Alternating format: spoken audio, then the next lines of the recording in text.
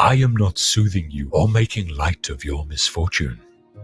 If fate can be overcome by tears, let us bring tears to bear upon it. Let every day be passed in mourning, every night be spent in sorrow instead of sleep. Let your breast be torn by your own hands, your very face attacked by them, and every kind of cruelty be practiced by your grief, if it will profit you. But if the dead cannot be brought back to life, however much we may beat our breasts, if destiny remains fixed and immovable forever, not to be changed by any sorrow however great, and death does not loose his hold on anything that he has once taken away, then let our futile grief be brought to an end. Let us then steer our own course, and no longer allow ourselves to be driven to leeward by the force of our misfortune. He is a sorry pilot who lets the waves wring his rudder from his grasp, who leaves the sails to fly loose, and abandons the ship to the storm. But he who boldly grasps the helm, and clings to it until the sea closes over him, deserves praise, even though he be shipwrecked.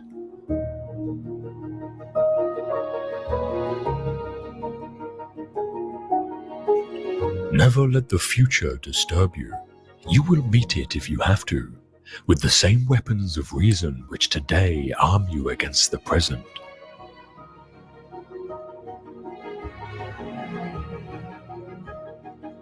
There are misfortunes which strike the sage, without incapacitating him, of course, such as physical pain, infirmity, the loss of friends or children, or the catastrophes of his country when it is devastated by war. I grant that he is sensitive to these things, for we do not impute to him the hardness of rock or of iron. There is no virtue in putting up with that which one does not feel.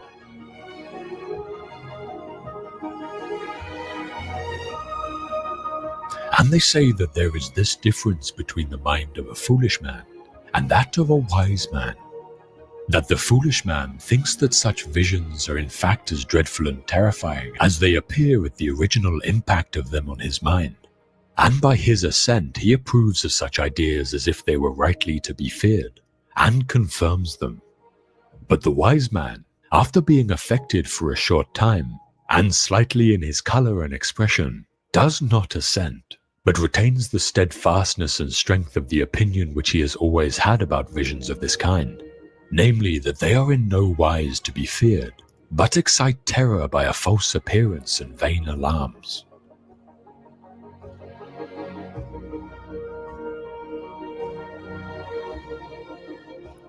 Don't you know life is like a military campaign?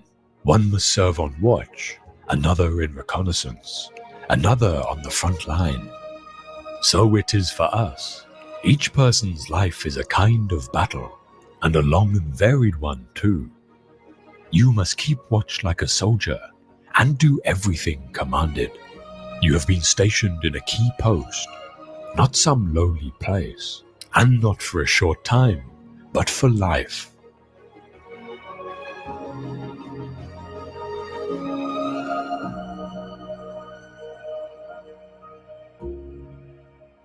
Seek not for events to happen as you wish, but wish events to happen as they do, and your life will go smoothly.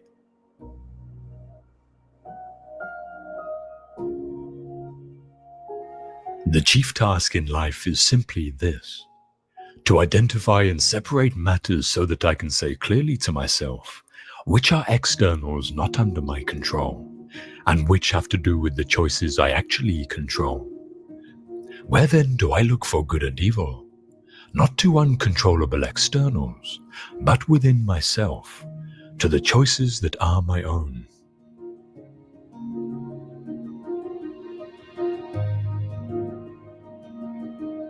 One ought to seek out virtue for its own sake, without being influenced by fear or hope, or by any external influence. Moreover, that in that does happiness consist.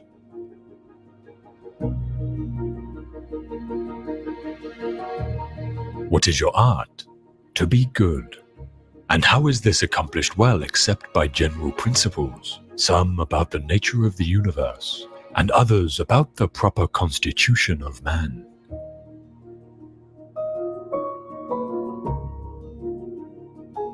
In our control is the most beautiful and important thing, the thing because of which even the God himself is happy, namely the proper use of our impressions. We must concern ourselves absolutely with the things that are under our control, and entrust the things not in our control to the universe.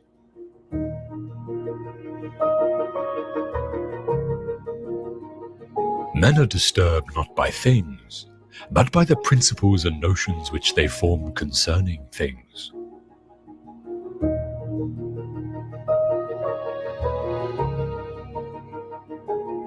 It is the act of an ill-instructed man to blame others for his own bad condition.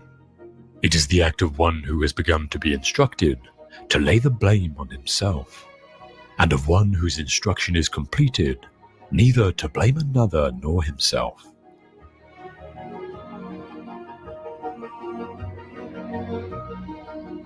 One who knows not who he is, and to what end he was born, what kind of world is this, and with whom he is associated therein.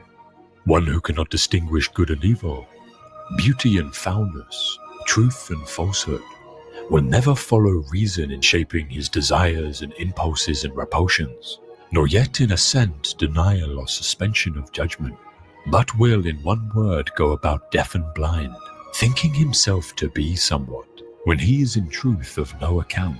Is there anything new in all this? Is not this ignorance the cause of all the mistakes and mischances of men since the human race began?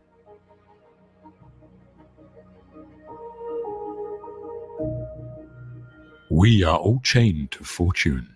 The chain of one is made of gold and wide, while that of another is short and rusty. But what difference does it make? The same prison surrounds all of us, and even those who have bound others are bound themselves, unless perchance you think that a chain on the left side is lighter. Honors bind one man, wealth another.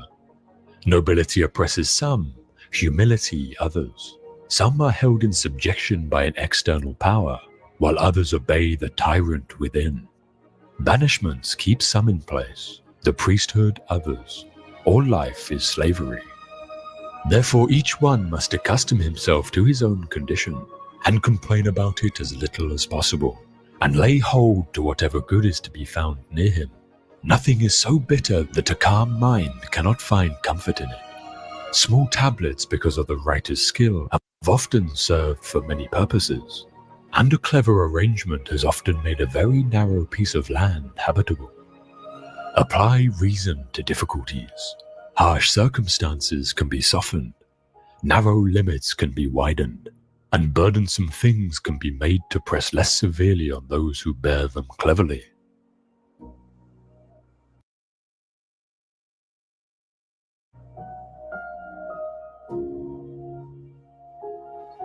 If you are distressed by anything external, the pain is not due to the thing itself, but to your estimate of it, and this you have the power to revoke at any moment.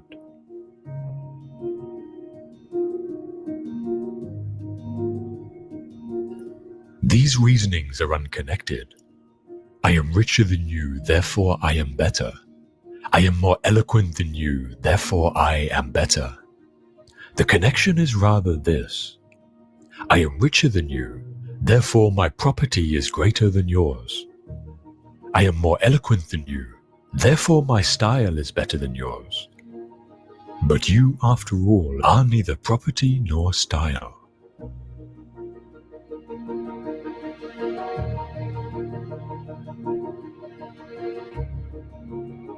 If you have given way to anger, be sure that over and above the evil involved therein, you have strengthened the habit and added fuel to the fire. If overcome by a temptation of the flesh, do not reckon it a single defeat, but that you have also strengthened your dissolute habits. Habits and faculties are necessarily affected by the corresponding acts. One who has had fever, even when it has left him, is not in the same condition of health as before, unless indeed his cure is complete. Something of the same sort is true also of diseases of the mind. Behind, there remains a legacy of traces and of blisters. And unless these are effectually erased, subsequent blows on the same spot will produce no longer mere blisters but sores. If you do not wish to be prone to anger, do not feed the habit. Give it nothing which may tend to its increase. At first, keep quiet and count the days when you were not angry. I used to be angry every day, then every other day, next every 2, next every 3 days. And if you succeed in passing 30 days, sacrifice to the gods in thanksgiving.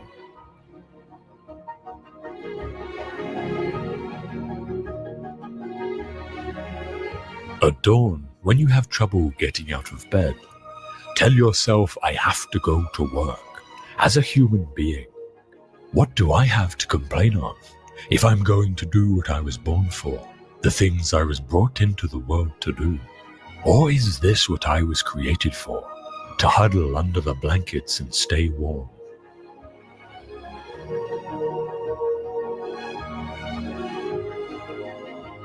Until we have begun to go without them, we fail to realize how unnecessary many things are. We've been using them not because we needed them, but because we had them.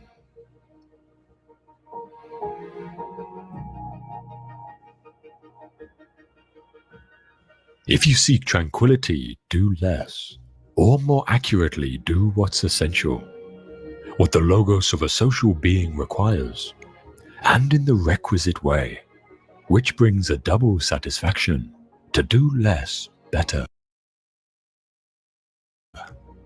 Because most of what we say and do is not essential. If you can eliminate it, you'll have more time and more tranquility. Ask yourself at every moment, is this necessary?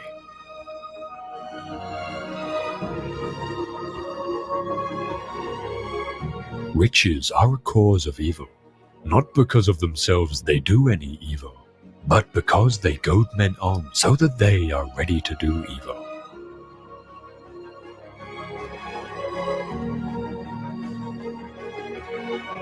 In general, any method of discipline applied to the body which tends to modify its desires or repulsions are good for ascetic ends.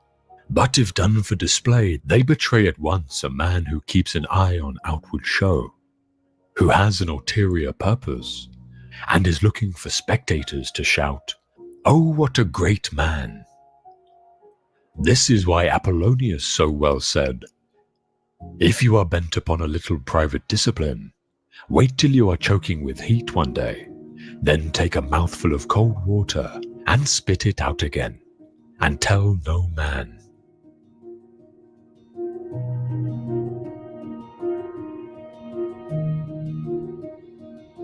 What is not good for the beehive cannot be good for the bees.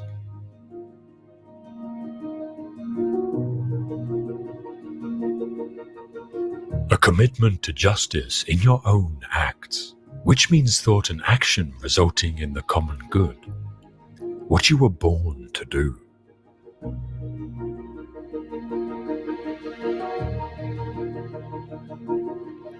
Men do not care how nobly they live, but only how long, although it is within the reach of every man to live nobly, but within no man's power to live long.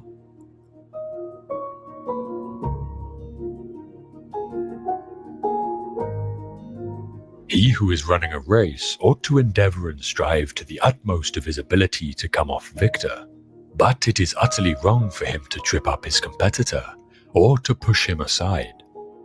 So in life it is not unfair for one to seek for himself what may accrue to his benefit, but it is not right to take it from another.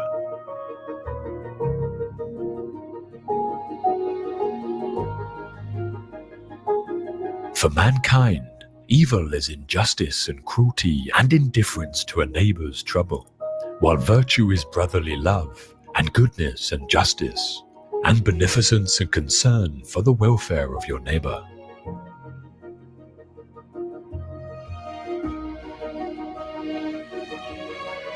The courageous in exile or at home is fearless in the face of all such threats. For that reason, they've the courage to say what they think, equally at home or in exile.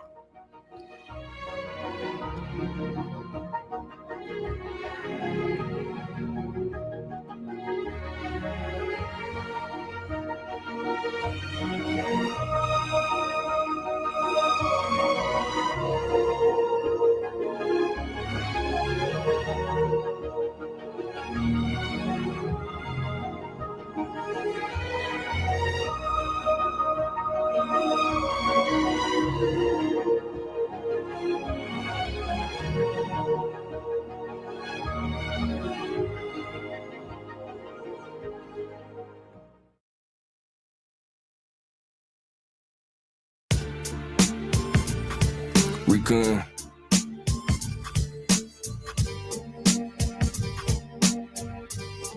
God damn it, Paul.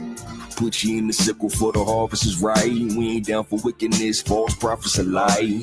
Woman to the wicked grass of blind to sight. Unquenchable flame, stars fall in the night. Shemayim snapped the scroll, mountains fled in the anger. Hills a flock of rams, skipping special forces, recon angels. Really by no labels, we bout labor for the source. Wells up in infinite, waters coming forth. Spiritual revival, dehydration shall I pour. Kept the run down to the mouth, cool floor. Kingdom heaven in me is boss of the morbid head. Treasure like deep in you, key to the never end. We all array, a fragment piece of the sea sledge. Point of a center, he segment filled in with ether. He'll be on and then you're passing the present teacher. Pre-sealed and covered in Nehemiah, not Easter. We all array, a fragment piece of the sea sledge. Point of a center, he segment filled in with ether. He'll be on and then you're passing the present teacher. Pre-sealed and covered in Nehemiah, not Easter. Not a game, stolen the soul arrangement. Adversary in the details, mirrors and smoking angels. Incriminating emails, fake news, read the paper. Pimping who been printing, it's all designed to take ya. Division in your cells, almighty sustain. Ain't got how relying on nothing else. In trouble, it's all vapor, elder wind in the sails. The water, the whole rainbow reclamation, just a vessel, a wrestle. Jonah, you came for. Stay mind, woe it holy who. Lord, if they only knew how they controlling you. Thought still a slave. Look how they holding you, enemy scoping you. Word on my wing, stay mind, what we holy who. Lord, if they only knew how they controlling you. Thought still a slave. Look how they holding you, enemy scoping you. Word on my wing.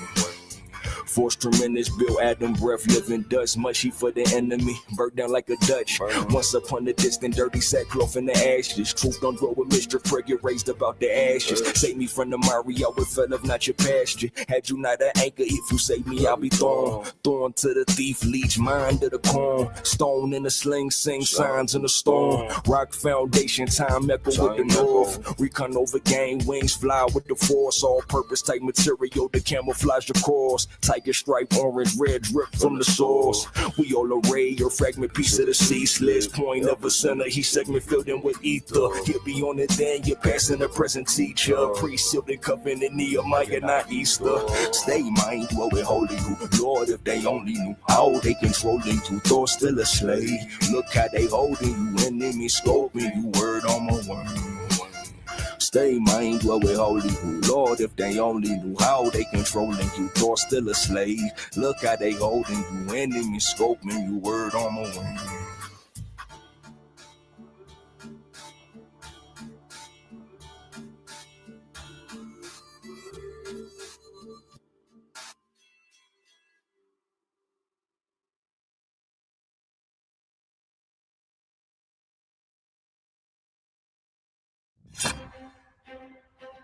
It doesn't Fucking matter liar. how articulate you are, how knowledgeable you are, how correct you are. You could have a whole binder of Supreme Court cases, like we saw Paul enslaved. He had a rational discussion with that cop in Colorado for about 45 minutes, and the cop just let him go. It doesn't work like that in the majority of cases. It kind of bothers me, man, that there are people out here who are trying to tell other people that there's some kind of silver bullet that's going to stop the state from attacking you. Disgusting. We have a whole world of numbed out people who are devoid of adequate amounts of shame and guilt for what they've done and not done. It's just one big fucking endless garden party here of hedonism and pleasure-based reality. and blissful ignorance. Give me a fucking break, man. I'm depressed. No kidding. What are you going to do about it? If nothing, well then, shut the fuck up and go be depressed somewhere else where people identify with the problem instead of the solution. Hello. You guys are into convincing everybody that you got the answers and you're okay and you got it together when it's the antithesis of that, see? I'm interested in the real at this point. Always have been, really. When I get down to it. So when you guys lose all your pretty and nice shit and you got nothing left to live for in this world that you're in love with because you're in and of the world infidel, nihilist, worldly trash who would sell out your own kinsmen, your own brothers and sisters, your own countrymen for another couple days out in the free, non-free world.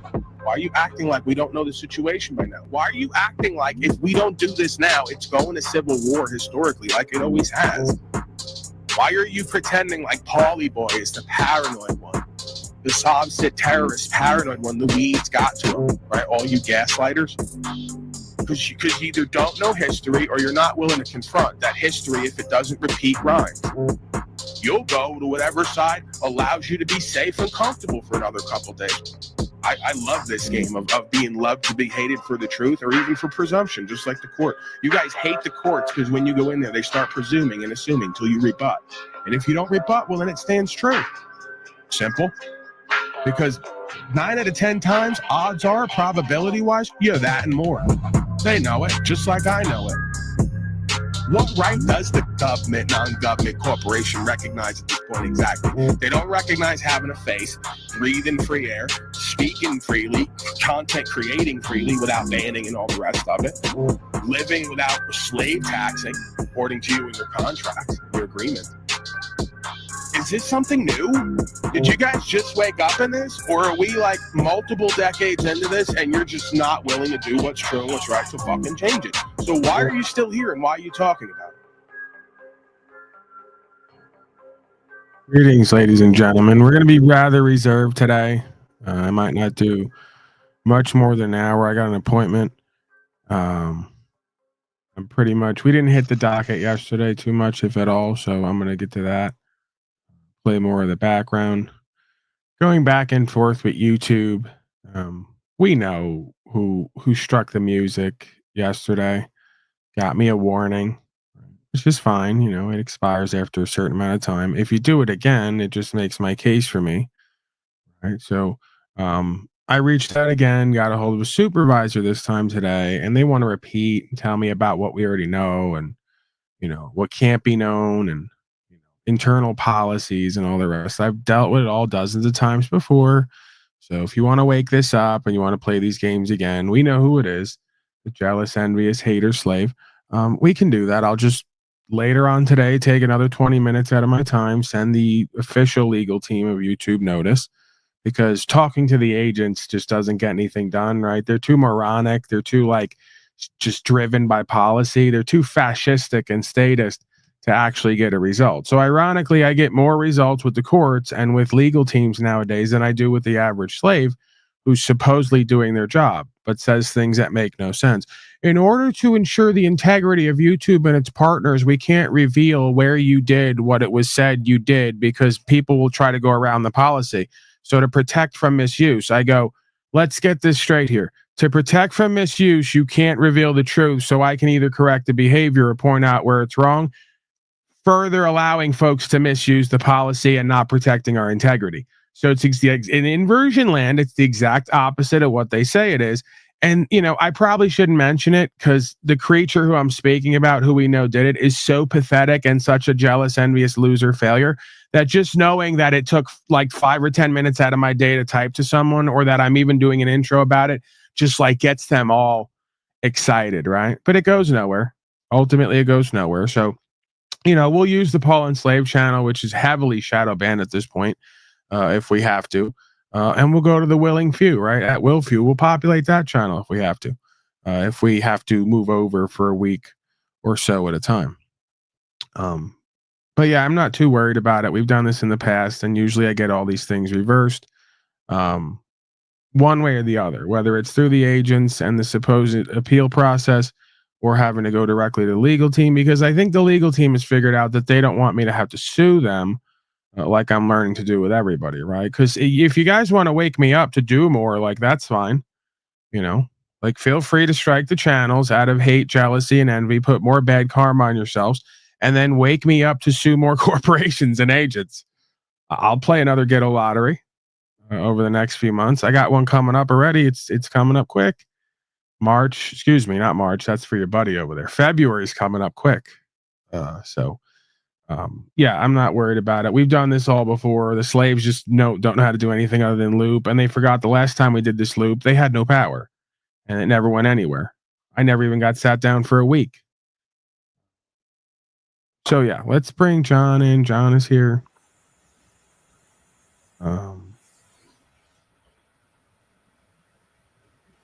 Yeah, I'm not. I that shouldn't be an issue. I'm not going to start audio recording positions and all the rest of it. I don't believe. Maybe I should. De Castro says he records everything because there's so many people who hate him and they're coming for what he has and they want to undo his integrity. Delusion is abounding. So, yeah, I'm pretty much going there specifically to if not get a scan, to get them to give me something to dissolve these gallstones, because I believe that will take care of the problem, and I don't believe that we're going to have that much of an extensive interaction that would be prone to litigation. Justin K, that's the thing, is you can say there's 50 views here now because you don't mind, like so many others, just lying. You know, you're not interested in checking the record or correcting the record or being honorable. You're more than willing to lie and be corrupt, like the majority of folks in this society. So I've been doing anywhere from 4,000 to 10,000 views per stream, and it'd be a lot more if, as the record has shown, my algorithm wasn't played with constantly. So, you know, we already know. I'm not even really going to go into this. We've been into it many times before. You're more than likely an alternate account person, and John is here. I enjoy John being here. I respect him. You know, he has value and empowerment and inspiration to offer. You most likely have nothing to offer, right? So, yeah, Paulie's got 50 views. People are jealous of that. Okay. It's not even about oftentimes what I have. It's who I am and what I'm doing versus who these other folks are and what they're not doing. This is very simple stuff, you know. But maybe you don't know who I'm talking about, in which case it doesn't really much matter. I mean, maybe you're not aware of how low it gets on YouTube. These aren't even just regular average people. This is the lowest of the low, you know, just lowest consciousness, lowest frequency, lowest life, lowest IQ, lowest sperm count, lowest financial accreditation or acumen. So just lowest living slaves on every fucking level, right? John, how are you? I'm sorry you had to see and hear that. It's very unsightly. That's fine. I'm aware of these, and I'm just amazed at how many there are, actually. Those that like to put that stuff forward. When I watched that Chili and Cameron video, when Chili was trying to scare the fuck out of people, you know, put them in fear, and Cameron was just, you know, putting the truth out there, it's ridiculous. It's nuts. I don't even understand why he would do that. Well, because it's, if you want to, like, get the air quotes out, I got to use them a lot now because people will mistake what I'm saying, and this is your clue to understand it, right? Like, what would be called demonic possession, right, to some degree, is what you're talking about and dealing with here. If you want to talk about a collective unconscious, it's a different way to phrase it for all the clinical folks, for all the worldly folks, the institutionalized hunchback hemophiliacs and troglodytes. They can't take their mind and heart to a place of, like, spiritualism, you know, because they've been so tainted by religionism. You know, they can't differentiate. I get it. I'm here for you guys. You can't see the difference between spiritual faith, trust, and equity, the law of the universe, and, like, what's been completely vomited back out onto that Bible that folks are taking in that they don't understand. But this is the closest thing to, if you don't want to call it demonic possession, the revealing of the collective unconscious, right? And what we do here is facilitate making it very conscious, right? That's part of what the royal way. What I attempt to do here is to make the collective unconscious more conscious. And it's working because folks are going, oh my God, why is Brian from High Impact and Chile decastrated and all the rest of them doing what they're doing? And I go, hi, remember what I've been saying? That most of these people are avatared. Most of these people's subconscious owns them. And not only are they not in touch with it, when you talk about it, they are subconsciously in touch with it. So they laugh and giggle, or they immediately deflect and obfuscate, because at their core, they know what I'm saying and others are saying and showing is true. And their whole house of glass built on sand is predicated upon folks not seeing, right? This is how the Nazis took over, right? This is how they always take over. The fascists, the statists, the socialists, the communists, the collectivists, the Satanists. This is how they always take over, is the lack of self-awareness and awareness of other, the unreconciled collective unconscious, right?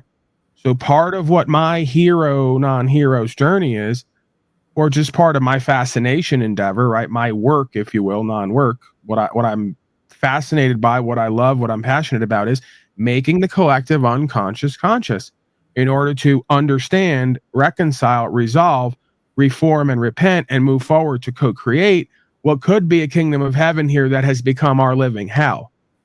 See? Because again, if you don't know yourself, you can't know the universe and God, right? The old cliche is know thyself, and then you'll know the universe and God. Shout out to KRS-One. You know, if you don't know yourself and you don't know history, you don't know the universe and its laws, and you don't know God, and we know what comes after that. So that's where we're at this point. And we're right on time. Better late than never, right? Is there ever really a wrong answer? Is it ever really late, or is it just what it's meant to be? So we're at a perfect time for Paulie Boy to get the revelation, to put it out there, to like do fishermen and men and women, to create a facilitation event here, to send all the little fishes, the Jesus fishes, like they like to show, back out to make a change, right? To influence the tide. The tide is turning, is basically what I'm saying.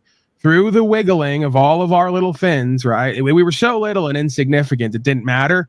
But our little fins wiggling all together at once is starting to you know, turn the tide a little bit. We're churning up those deeper waters. So there is power here, there is value here, there is influence here. When I say here, I don't mean here as in this channel. I mean it gathers here, but like here, you know, it's there. It's there for you to discover and to work with. And if you do that with pure intention and you do it over and over again, steadfast, and you're unwavering, right? And you choose faith over fear, we're going to see miracles like you've never seen before. We're going to start seeing folks from the top, their platform just kind of drift out from under them, and they start trying to find their footing, right? Co-opting ideas and movements. You see QAnon and Donnie Trump.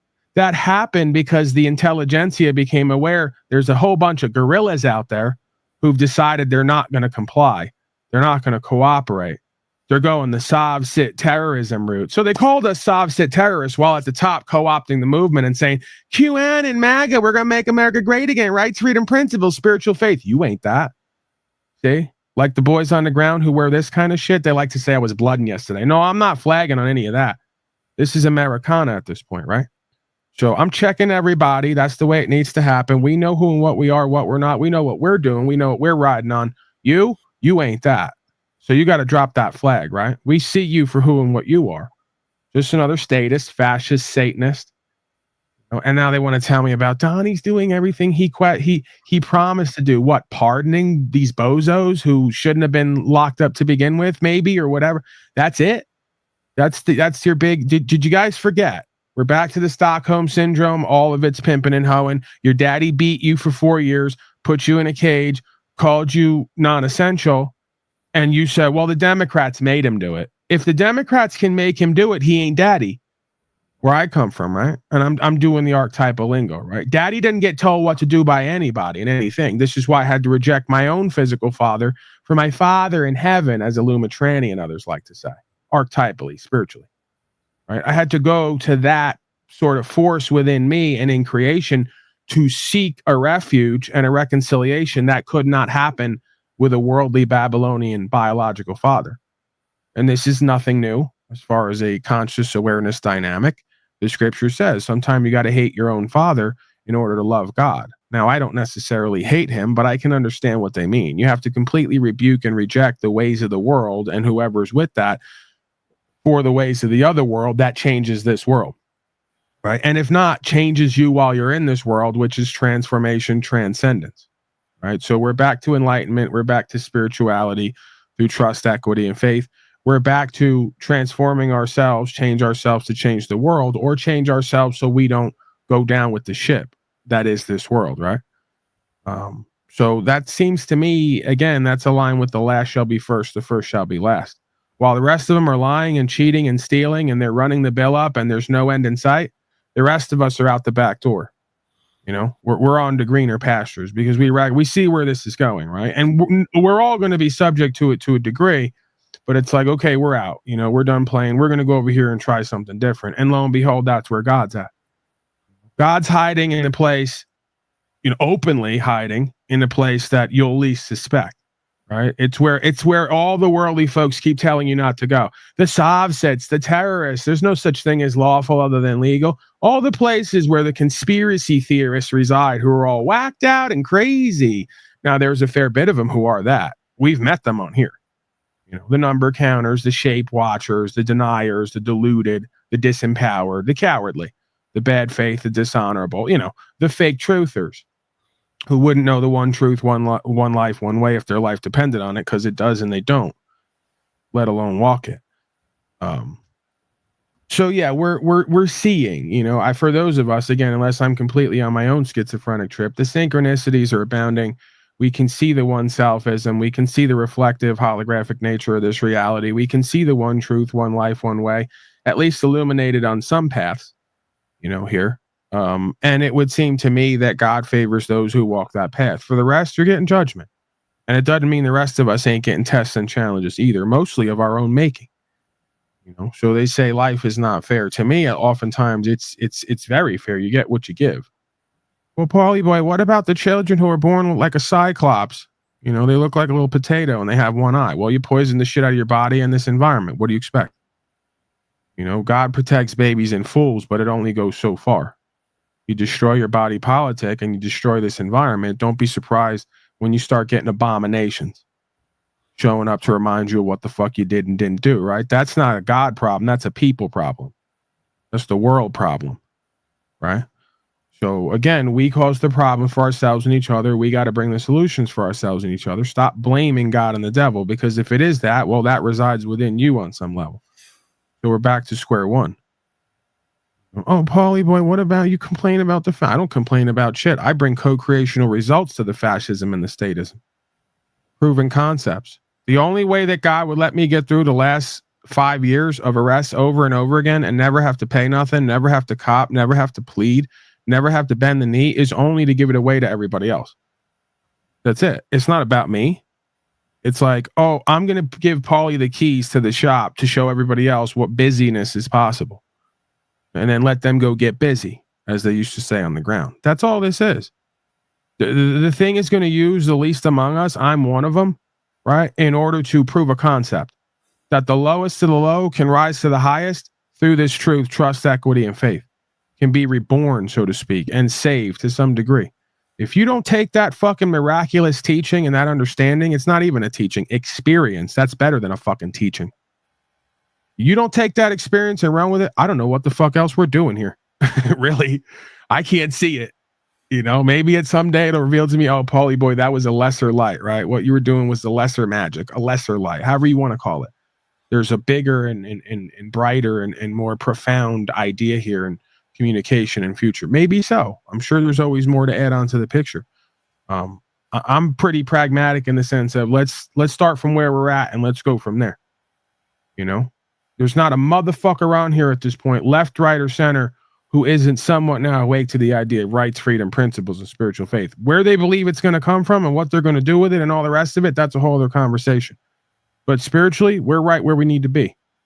You know, now we got to go to the next part of the process. And again, there's nothing really that we're doing. God and the universe going to do it all. We're just making choices along the way. Like I like to say, you know, I borrow from the greats in a sense. All of the world is a stage.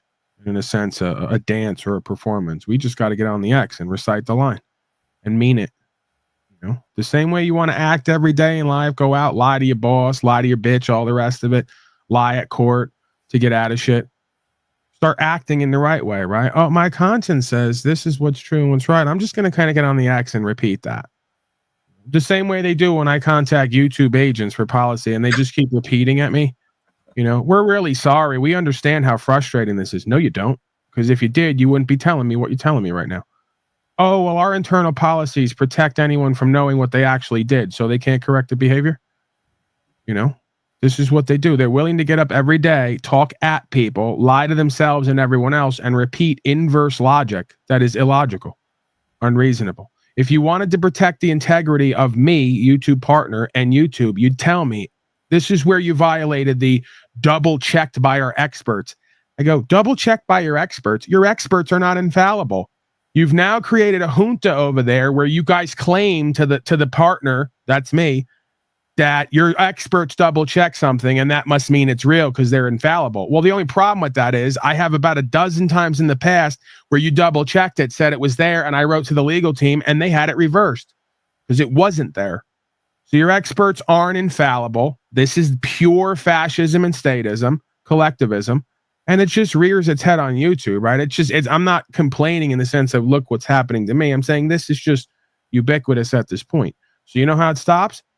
A dozen times or more. We've been quiet for a while, so I'm not upset about it, right? We've done over probably a year and a half, little to no strikes and issues. So it's about time. But that's how it stops. Every time they bring this shit to my table, I take up 10 times more of their time, energy, and attention. I go hit up everybody. I tell them, listen, you better get on this because you want to tell me about YouTube's integrity and my integrity. This ain't it, bud. You guys are allowing people to misuse policy, and then you're talking at me when I'm asking you to cite the evidence or the proof. Any court has evidence or proof. Give me the timestamp or the quote where I said something that was harassment and bullying. And they're never going to give it. That's why their internal policy says they're not going to give it, because they want to make it generalized enough that certain people can misuse the platform and strike people who are politically unpopular. That's always what collectivists and communists do. They claim they set policy to protect everyone's integrity when the policy is meant to obfuscate integrity, so there's no liability, responsibility, accountability, and everyone's free to lie and bullshit and decide who they're going to play nepotism and favoritism with and who they're going to hit at the board. Well, it ain't going to work with me because like I just told Zoe and Alvin, I'm just trying to avoid suing you guys because you're putting more on my plate and I'm pretty fat and lazy. They know that. Paulie's fat and lazy. He doesn't want to do. He's like Slackcott. Do less, get more. But hey, at some point, it's incumbent upon me. I'm a pretty good speaker. I'm an even better writer when I take my time, and I'm damn good at using the pen that's mightier than the sword if I have to get you bitch-ass motherfuckers in check. So keep playing with me. You got the right one with me, and keep activating them to do it too, because you're only going to add on to my story when I have to sue Google and YouTube, and I have to present a stack of evidence and proof from the last fucking 3 years about their fucked up, dishonorable, bad faith system that is used purposely to do subversion and tyranny and interfere with rights and content creation and a whole host of other national, international crimes. We're going to play the ghetto lottery again. They got a couple million for Paulie Boy and a tip of the hat, you know, nod and a wink that you ain't going to do it no more because you realize this one can talk, this one can see, this one can show up for himself and others. This one's willing to scrap it out. Give a fuck about what you all like and don't like. Don't give a fuck about how many thousands of slaves you get together too. They ain't going to step in the arena with me. They're going to sit in the stands and cheer and boo. I don't mind that. Let's get in the arena. Then you watch them shake. When they got to show up for the truth and God and themselves and the people and stand on something and put their bear witness and testimony on record, that's when all the bitch-ass motherfuckers start to shake. I shake too because I start getting excited. I go, oh, it's my time to live this truth. You know? It's scary on both ends, right? It's scary for you because you don't want to be accountable and responsible. It's scary for me because all I got's accountability, responsibility under God and this law. So I better make sure I'm saying the right fucking thing at the right time to communicate the right idea and present the facts. So you want to play, let's play. Again, I call myself out. I know I'm lazy. I know I procrastinate. But what did I say to you guys 3 years ago? I got to start learning how to sue people. Bam, the universe said, probably, boy, you're going to get arrested trying to buy land with Jennifer. Thank you. Because we got another fucking dismissal. Now this bitch believes in me. You want to get your I'm saying that now to trigger because she's a woman. you know? But let's trigger a little bit. You want to get your bitch to believe in you? Take her through some shit like that, where her parents and everyone else are telling her, you're crazy, you're getting locked up because of Paulie boy. Go get a lawyer. What are you doing? You're going to show up and talk? Bye. You want to get a matriarch, a false mama spirit off your back? The other side, right? Like they like to do the proverbial archetypal mother-in-law. You want to get that bitch in line? Show up for yourself and others as a man. The same man that her mother didn't know because her father's a bitch. And she'll absolutely speak that. Like when I first met her father and he showed up and we had guns in the house. You got guns in the house? Yeah, I got fucking guns in the house. And what? And then I go, you want to hold the gun? To her father. It was okay. You know, he starts shaking. I never held a gun before. The mother's fucking freaking out. Oh, the gun. At some point, you got to be a man in this life, some way, somehow. So, yeah, you want respect from the woman you're dealing with, whether she likes you or doesn't. You want her respect? Take her through some shit like that, where everybody and everything's telling her, including her friends, what are you doing? He's going to get you caught up. Well, you were wrong about that again. Projecting on me again. Acting like I don't know what I'm talking about. Acting like I'm a coward like you. Acting like I'm bad faith and dishonorable. Maybe we're really on a walk here in true purpose and meaning and process with God. Yeah, they don't know nothing about that. You know, you start talking God to these people, they go, please. And they could even be Jews. She asked her mother and father, aren't you Jewish? Well, if you're Jewish, how come you don't believe in God and don't live like it? Oops. Yeah, let's not get into that. You know, because these folks are Jewish in name only. What kind of Jewish are they? This is the same ones who were the Ashkenazis, as John pointed out yesterday, you know, Jew on Jew conflict. Yeah, these are Zionists. These are in the worlds and of it. These ain't the ones who walk by all there is the Rabbona Shalola, you know, the Most High, all the rest of it. That's what gives them any kind of power, and they have to use that properly. You ain't any of that. You're vaxxed the fuck out, you know, leftist, communist, collectivist, socialista, all the rest of it.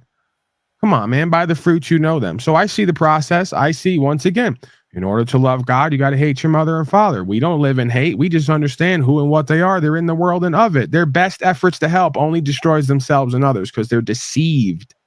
That's a quality of the devil's child. Deceived. Come to kill, steal, and destroy through the deceiver, the deception. You're doing a great job, man. The devil's working overtime. He needs a break at some point. You know, go with God because the devil needs a break. So many of you up under that thing, calling it something else and then shitting on a child of God like me that turned from his wicked ways because the thing revealed to me who and what I really am and what I'm here to do. The same thing I'm trying to reveal to you. You want to shit on that and demean that and devalue that? Well, you just put yourself in judgment again. 10 times shall it befall a man or woman who tries to harm or project onto the man who is somewhat pure and virtuous. At least let's look at the arena, right? I don't claim to be pure and virtuous in all ways, but when it comes to the arena, legal and lawful, I'm doing what's true and what's right because it's true and what's right. Ain't nothing promised for me doing it. You know, not a paycheck, not a fucking dismissal, nothing.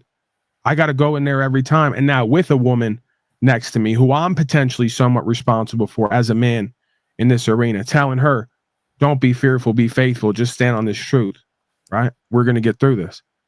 That's true leadership, right? And I'm not bragging. I'm just saying we need more of that. And I don't think any woman out there, if she's being real with herself and others, separate from whether she likes me or not, thinks I'm politically correct, she's going to know in her heart we damn sure need more of that. Because most of you broads don't trust that man that you're sleeping with, and for good reason. And most of you males don't trust that broad you're sleeping with, and for good reason. Because neither of you have woke up the fuck today or every other day before this and encouraged each other to stop accepting less for yourselves and each other and rise and shine under God's truth. That's just not convenient. It's not going to keep our comforts, right? But it's going to buy your fucking soul back that you sold off for another day in Babylon. And I'm just speaking archetypally. I know I'm talking with religiosity and it doesn't really necessarily resonate with everybody. But if you understand the crux of what I'm speaking about, you know, if you understand the unifying principle and experience, especially over the last 5 years, right, that was a lot of folks' newest wake-up call. I've been occupying this position for decades at this point. And then, of course, procrastinating and being lazy or just being cowardly and not putting my ass into gear for the majority of it. So I could see, I could understand it to some degree. I knew what was going on and why and how. And I used to rail about it. but I didn't put my ass into gear till a certain point. And that's when the level up really starts to happen. You know, that's when you really start to get a coming of age story here. That's when you really start to actualize and realize. We're pimping here, Keith. Proper instruction motivates people. We're not selling pussy here. We are breaking on hoes, though. A lot of folks like to serve the devil. They like to be little status fascist hoes of their mommies and daddies. You know, because women can pimp too. Don't kid yourself. You saw Ann Zimmerman up there with Chile decastrated. Women can pimp too. There's an argument over that in the actual pimp community. Like, can women ever really be pimps? There's women out there who do the pimping. You are decades ahead of most. Well,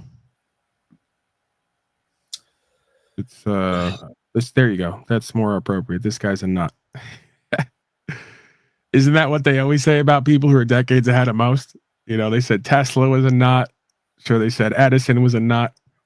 You know, Graham Bell was a nut. The Wright brothers were nuts. You know, everybody who was ahead of their time, who went backward in order to go forward to realize what ingenuity and innovation is, or at least an understanding is always called crazy before they're called a somewhat genius. I'm not really giving a fuck about any of that. I know that that's a real thing, and I know it's probably part of the arc of the story, but ultimately it just doesn't matter. Right? It's like where the rubber meets the road is what matters. When the plane comes together and you watch it fly for the first time is all that fucking mattered. It doesn't matter what they say and think and feel about you. It doesn't matter what you say and think and feel about you. It's about the results. So, you know, again, I'm riding a high for the longest time now of I could actually go to court and come out the other end, not have to pay nothing, not have to sell my soul. That may not matter to most of you. To me, that's a big fucking deal. You know, I spent most of my life waiting to go to prison for shit I didn't even want to be doing and shouldn't have been doing. Right. To go this way with it and to now get results and understand that, you know, I have a power, if not the power, I have a power with me and on my side for certain reasons and certain things. That's a phenomenal story. You know, and it's a real experience. And the more it keeps checking out, the more I'm shocked and surprised. You know, so the rest of this shit really is extras, because that's what COVID and all the rest of it woke up to us, that you all better learn how to litigate. You all better learn what your rights are. You all better learn how to make claims, put shit on record. If not, we're going to have everything you got. We're going to take your personal choice. We're going to take your property. We're going to take your family members. What do you think about that? You know, so it's like I can't come here enough days in a row and stress that you think legal awful is not a thing. Oh, it is a thing. You think it doesn't matter? Oh, we'll see when you find your ass at court. You know how many folks didn't give a fuck till someone got hit? And this is what I love. They don't understand when they come here, they've already activated a process. It's like hitting the stopwatch. You came here and you listened to me. You just opened the door and activated a process. Start the stopwatch for now until whenever the day comes that you're going to get charged. I'm not saying you should be scared of that. I'm saying that's the game here, cosmically, right? You got the door open. You can't say you don't know now. You got an opportunity.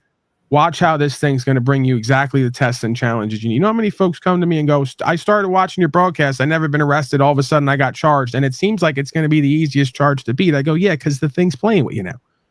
The universe is talking to you now.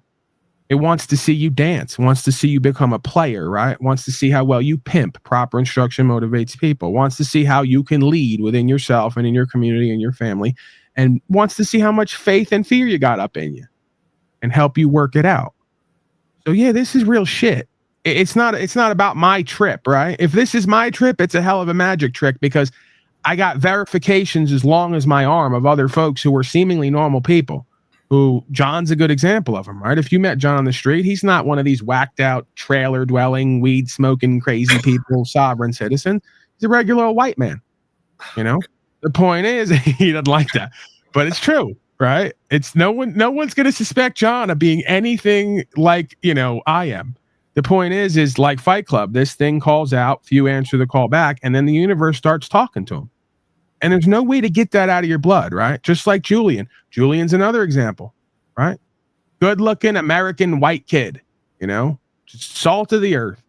Ain't bothering nobody. You wouldn't suspect he'd be some sob-sit terrorist who's looking for rights, freedom, principles, spiritual faith, but he's on a walk. And as soon as he started coming here and opening his ears to me, he opened his ears to the universe, and the universe started talking back. and providing experiences and giving him tests and challenge and started working through the dark side. If you guys weren't here, Julian went to court and they said, well, you're facing whatever. You know, they played him a little bit to teach him the game because you got to, you know how to hoe before you know how to pimp, I guess is how it works. But, you know, so you could reverse engineer it. But, you know, they gave him the game. They said, oh, next time you come here, this is what you kind of were wanting to do, just so you know. They didn't have to do that. They could have kept him in the dark and made him think, oh, you fucking crazy person. You must have heard some sob shit on YouTube. They didn't do none of that. They took a liking to him. They respected what he was doing. They knew he was sound when it came to objective logic, morals, and ethics and the law of this land. He just wasn't presenting properly. And we know that because it's his first time. How could he? Right? You learn how to perfect this shit over, you know, thousands of hours of direct experience and trial by fire and interactions. So that's proof right there. How many times we proved the concept of somebody who showed up to court, they said everybody was crazy, and the administrator even revealed to them that they were onto something. They just weren't doing it the right way. So here you go, kid. Next time, now you got some more verification, validation that we ain't all just crazy out here. You know, subconsciously, if not consciously, these folks all know they need it. The greatest ally to an administrator and a court personnel is someone like me, because off the clock, I'm protecting your rights and your freedom and your personal choice. You don't have to like it. You don't have to want to rule in my favor, but you know damn well that your future and your family rests on you understanding what the fuck I'm saying and securing that understanding. Because the moment you don't is the moment you forsake everything good and true and great for yourself and hand it over to the dark side of the force. If you like it, I love it. I don't have children. Right? I don't have a whole bunch of shit in debt and whatever they can come and take. And if they come and take whatever from me, I'll hop right back on that train, you know, of living in the car like Brian O'Shea, traveling around, living on public lands, doing without, hustling here and there from a positive perspective, right? Working part-time if I have to. I'll fucking make it however I need to. And newsflash, not that I would use this or abuse this, but I've worked a fair bit of credit enough for the longest time and not using people to where if I ever needed something, I know I'm good with certain people. I know I'm good. I just don't like to use that, right? I don't like to use and abuse people because I did that for too long and it doesn't amount to anything.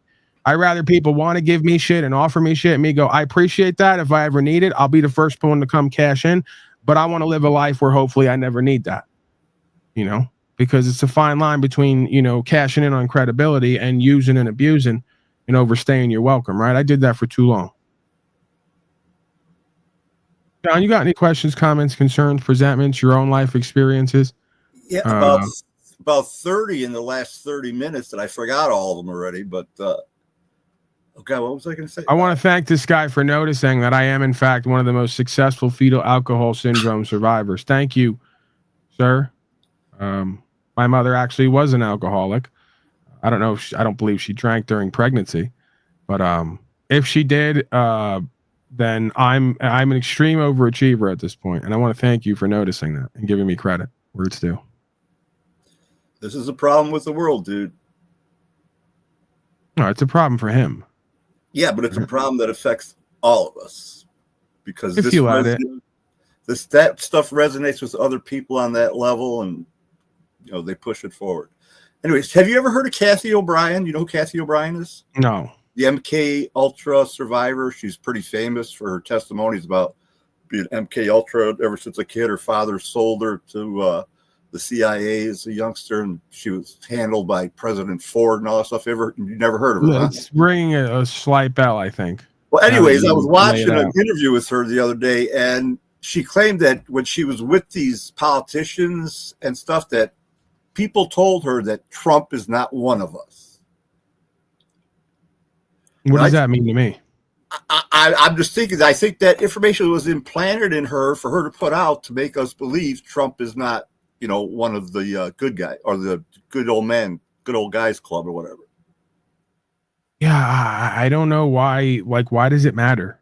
Well, well, I don't know. It's just they already have democracy installed here, which means half the time you're getting a leftist, communist, collectivist. It wouldn't matter if he's the best thing ever. Your system's built to fail. It's torn everyone apart at the middle. And of course, Donnie is not a conservative as we would understand it archetypally. He's not a Republican. He's not for rights, freedom, and principles. He's a statist, fascist Manhattanite who was a Dem before he was a Repub. It's another Glenn Beck. It's another empty suit. It doesn't even matter if he's the real deal. If you're not, he can't do anything for you and with you that you can't do for yourself. If you are, you don't need him. This is the essence of pimping and hoeing. You know how many hoes are told by the pimp they need them till they figure out they can hop on OnlyFans, make 10 times as much, and not have to share it with anybody? If you're gonna hoe, at least know how to hoe right. Stop buying into the game. You don't have to walk the street and the track. You don't need protection on the internet. And if you need that, there's guys out there who are willing to do protection for you and not take all your money. Why are you buying into the hype in the game? It's just so silly to me. Like, I'm that guy. I'm the guy who goes, why are you with that guy? Oh, he's my pimp. I go, I don't promote hoeing, but if you're going to hoe, why do you even need the pimp? You got the internet, baby. You could sell socks and farts online and make 10 times more than you do now. Fucking some loser with this guy over your shoulder taking your money. It don't make no sense to me. Make it make sense. So the same way that a pimp plays mind games on a bunch of hoes and convinces them they need him is the same way Donnie and the rest keep convincing you all you need them. If you need him, you're in trouble. If you're doing what he says he's doing, then you don't need him. Stop me where I'm wrong. How do I wake up every day in my life like this guy right here wants to just say shit, Keith? No, that's for you. That's you. I'm going to hit you with that's you. Stop talking about everyone else's experience because it applies to you. That's what the ignorant, arrogant people do without a range of experience. I do that all the time because I have a range of experiences. So I can claim to know something because I've experienced this side and this side at least. You've only experienced one side and want to talk about the whole dynamic. That don't make no sense. So the lower courts are a complete joke for you because you're a complete clown when you walk in there. So it becomes a complete joke. They don't care about the law for you because you don't know the law and you don't invoke it. They practice law. No, they don't. They practice legal process the majority of the time. Then they get to do whatever they want because you bought in as a trustee to the corporation. So of course they can. You're just a fellow trustee. You ain't a man. You ain't under the law. You didn't invoke your natural rights. You're just one of us on the lowest level. So of course we're going to have our way with you. Why do you guys keep talking? You go to DeCastro's decastrated area channel where he says him and his channel are a bunch of victims perpetually. They're never going to rise or get out of this dynamic. And everyone else who shows you that we have power is a deceiver. That's us. We're walking everyone into a jail cell. Yet I have a stack of folks, whether they go to a jail cell or not, who get dismissals and come out and say, oh, if you just do what's true and what's right and have faith, you can have some power and some say within this system. You got to stand on it. You got to be convicted in your heart. You got to invoke it the right way. You got to talk in a way where they really believe you. It's the same way that Slow State and others first came on here and said, I wouldn't broadcast on YouTube. It's a waste of my time. The return is nil. I go, for you, because you're boring and uninteresting and you don't put your heart into everything. For the rest of us who really care and put our heart into shit, the return is not nil. So you're talking about a limited experience without taking the rest of the experience into account because it's the height of ignorance and arrogance. And that's what most folks live through all day, every day. This is a guy who fast forward now broadcasts 7 to 8 hours a day or more because the return is so little, right? For him, getting $50 a day is he's over the moon about it. He'd have to get up and work 6 hours drywalling horribly to get that.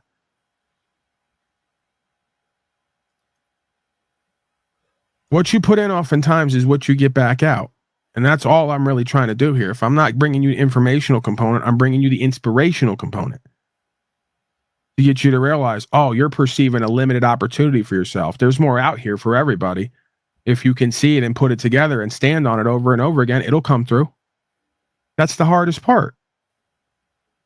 You know, conceptualizing the opportunity. Opportunities exist so often with folks in their life and they just don't see it, so they can't access it.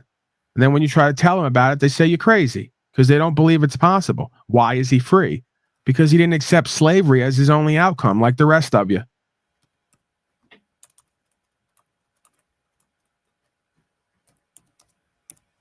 Your thoughts, Sean? No, I was shocked. Jeeps misunderstood what I was saying about Trump, man. I I want no part. I have no part. I am not part of any political process whatsoever. I have tried to separate myself from that as much as I can. I've removed myself from the voter registration list. I had to send 2 letters. I sent him a letter like a year and a half ago saying, would you please remove my name from the voter registration list? Thought they did. I sent it certified or registered or whatever I did. Then the next year, I got a new voter registration card. I had to call him up, ask the guy what the hell was going on. He seemed, pretty taken back by my request. And he said, well, you're going to have to send another letter. So I sent the voter registration card back, circled my all caps name on the card, wrote not me next to it. And then wrote, I now demand that my name be removed from the voter registration list, stating that I requested it previously and it never happened. Oh, God. But that doesn't exist, John. The capitis diminutio maxima, the all capital name, it doesn't exist. It's just, like Artie said one day, he had I'll never forget this. He had the balls to lie in front of everyone's face with a half smirk on his face. Oh, it's just all caps because it's easier to read. You know that? I was at a lawyer's office when I was trying to sell my house, and I brought that up, and I said that's not me in the all caps. And she said, yeah, that's just so it's easier to recognize. Same exact same word. They all get the same script because they're legion, man. It's like if you meet a devil or a demon, you can imagine if 1,000 demons just popped up behind it, they all replicate the same code, the same program, the same garbage, and the same speech. That's what they are. They're the quintessential archaic AI, right? What folks would call an NPC. Like we have AI now that's even more advanced. It actually moves and changes its perspective and updates the program. These folks can't even get credit for AI because they can't learn on the fly and take in new information and update. They're like a limited artificial intelligence where they're all uploaded with a program. They only have X amount of responses and they can't take any new information or update the program. And that's why you'll go everywhere. And the cops, the legal people, the doctors, they all repeat the same crap. If you've dealt with enough of them, right? I've dealt with dozens of doctors in my time for various mental, emotional, at one point, physical ailments. So I started to learn the bullshit they're going to give you at every turn, right? Teachers, it doesn't matter. You pick a group of folks and they all predominantly have a set of bullshit they've been programmed with that they're going to talk at you with and not to you. Your job is to learn the game and where there's actual dead ends and where there's not, right? Because they want to just limit the information to those people, have them repeat the limited information back to you and keep you pigeonholed in at a dead end, right? And you got to recognize that ain't a dead end. You just put up a roadblock there because whoever programmed you doesn't want us to get beyond the roadblock to the promised land. They do it everywhere. But again, they can only do it on folks who are unconscious, unaware, and aren't tapped into their instinctual, intuitional intelligence. Because I always know when someone's bullshitting me. I always know when they're not making any sense or they're not reasonable. And then I go and double and triple check, and it's right there. I have many of these quotes that I've kept in my head to remind me to not get gaslit. Like when the doctor said, "Oh, all plants and herbs as medicine is witchcraft." I'll never forget that one. And then I didn't even want to get into the argument because I had in the past. They've given me similar phrases, and I had to remind the ones in the past. All of your medications are derivatives of plants and herbs with extras added onto it that usually cause side effects because it's literally the definition of a corruption. There's the supernatural, and then there's the corruption. We're back to God and the devil again. So you're literally demeaning and devaluing God's creation that you take all your healing from and corrupt it and then put it back out for profit while demeaning and devaluing the original. This is exactly what they do to me, by the way, on these panels. They take half of whatever I'm doing, put it out in a watered down, corrupt, side effect laden way, and try to demean and devalue the original. This dynamic of power and value goes on everywhere in this holographic reflective creation. And again, they can't figure out all the demons and devils that any game that I got from God and a godly experience. You can't take it and water it down and corrupt it without the motherfuckers seeing through it, the ones who matter. We know you don't have the real deal. We know you don't have the authentico and the bona fides. You're trying to do a replication of it. You're trying to do a spinoff. Yours ain't the original pilot.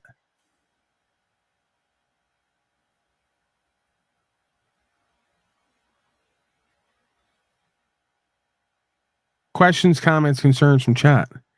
Echo chambers are useless. It's how we ended up with religious people voting for a pure anti-Jesus platform, aka Trump. Oh, I'm not denying that. The majority of folks need an echo chamber coping mechanism in order to cope with the fact that they have limited to no power or value, they think, in their mind. I'm not saying that's what it is. That's what they've been taught. The devil's children have been taught, shut up, sit down. You know, the only time you express authentically is when it's inauthentically with something we've uploaded you with. You know, nothing straight from the universe, only our propaganda. And if not, you get labeled and you get judged by the false witnesses. That's the way it's supposed to be. It's supposed to teach every soul here to just stand up and step out and not give a fuck. Why do you care if you're being judged by a bunch of devils when simultaneously you're being judged by yourself and the God within you and without? Who cares at that point? It's a lesser modality. That's something I've always intrinsically had in me since middle school or before. I've never given a fuck about what the whole class thinks about me. That's why I was such an effective class clown, they used to call me. Paulie's the class clown or whatever. I'm going to have a good time. I'm going to entertain myself. I'm going to make these people laugh. And I'm going to use my grounded clown-like nature to point out how ridiculous you are and what you're saying is. And they never know what to do with it, right? Humor is always the coping mechanism / power tool to bring down the false edifice of illegitimate authority and false power throughout the ages, right? That's what keeps the king grounded. That's what reveals that the aristocracy is flawed. It was always through theatrics, always through our artistry, always through comedy. You know? And then they can't demonize you. I'm not trying to overthrow you. I'm just trying to have some fun, pointing out some absurdities. And through the absurdities being pointed out, all the witnesses and onlookers start to see there's chinks in the armor. This false authority system isn't what we think it is. Shit, I got to the point in the classrooms where when they couldn't do nothing to me, the teachers started deferring to me because they thought that I was pretty clever and witty. They realized I was highly intelligent. Anytime they went to me with a test, I scored 90 or above. So I wasn't a problem for me or anybody else. It was a problem for the retarded children who didn't want to do what was true and what's right, didn't want to tap into their intellect, thought that the path to success was following orders and sucking up to the authorities. Whoever respects someone like that? Why do you think when Hitler did what he did, the famous Night of the Long Knives, where even the devil kills its own people because it can't trust them and doesn't respect them? You know? Why do you think Joker in all the movies kills all of his own people he works with, but never actually kills Batman when he has the chance? It's right there. You know how many times the teachers eventually started shitting on the teachers' pets who would try their hardest and sit up front and suck dick because they just didn't respect them and they knew what their intention was? Like, yeah, the power flip is real. The power value dynamic flip is real. Once they start to know your heart and understand you and realize where you come from and where you're going and the differences between the real and the fake, they start to respect you. They start to honor what you're doing in some sense. You know, teachers would give me 5 or 10 minutes. Okay, do your routine, Paulie boy, so we can get out of the way. You know, they'd start to challenge me to keep me focused. I was one of them special kids behaviorally. You had to challenge me to keep me focused. Needed some one-on-one attention. I wasn't getting it at home. Not the right attention. So they would, you know, challenge me with words and terms and definitions, and the kids didn't like that. Why are you playing special with Paulie boy? Because we want to see what he knows. Because he's so into words, you know. Teachers would some of them be fascinated by the fact that they could put a word on the board and go to everyone and say, does everyone know what this word means? Write it down, but we're going to go to Paulie boy first because I want to know if he knows it. And I would get it like 9 or 10 out of 10 times because I was always into words. So it becomes a game, right? It becomes a proving ground. It becomes a courting process.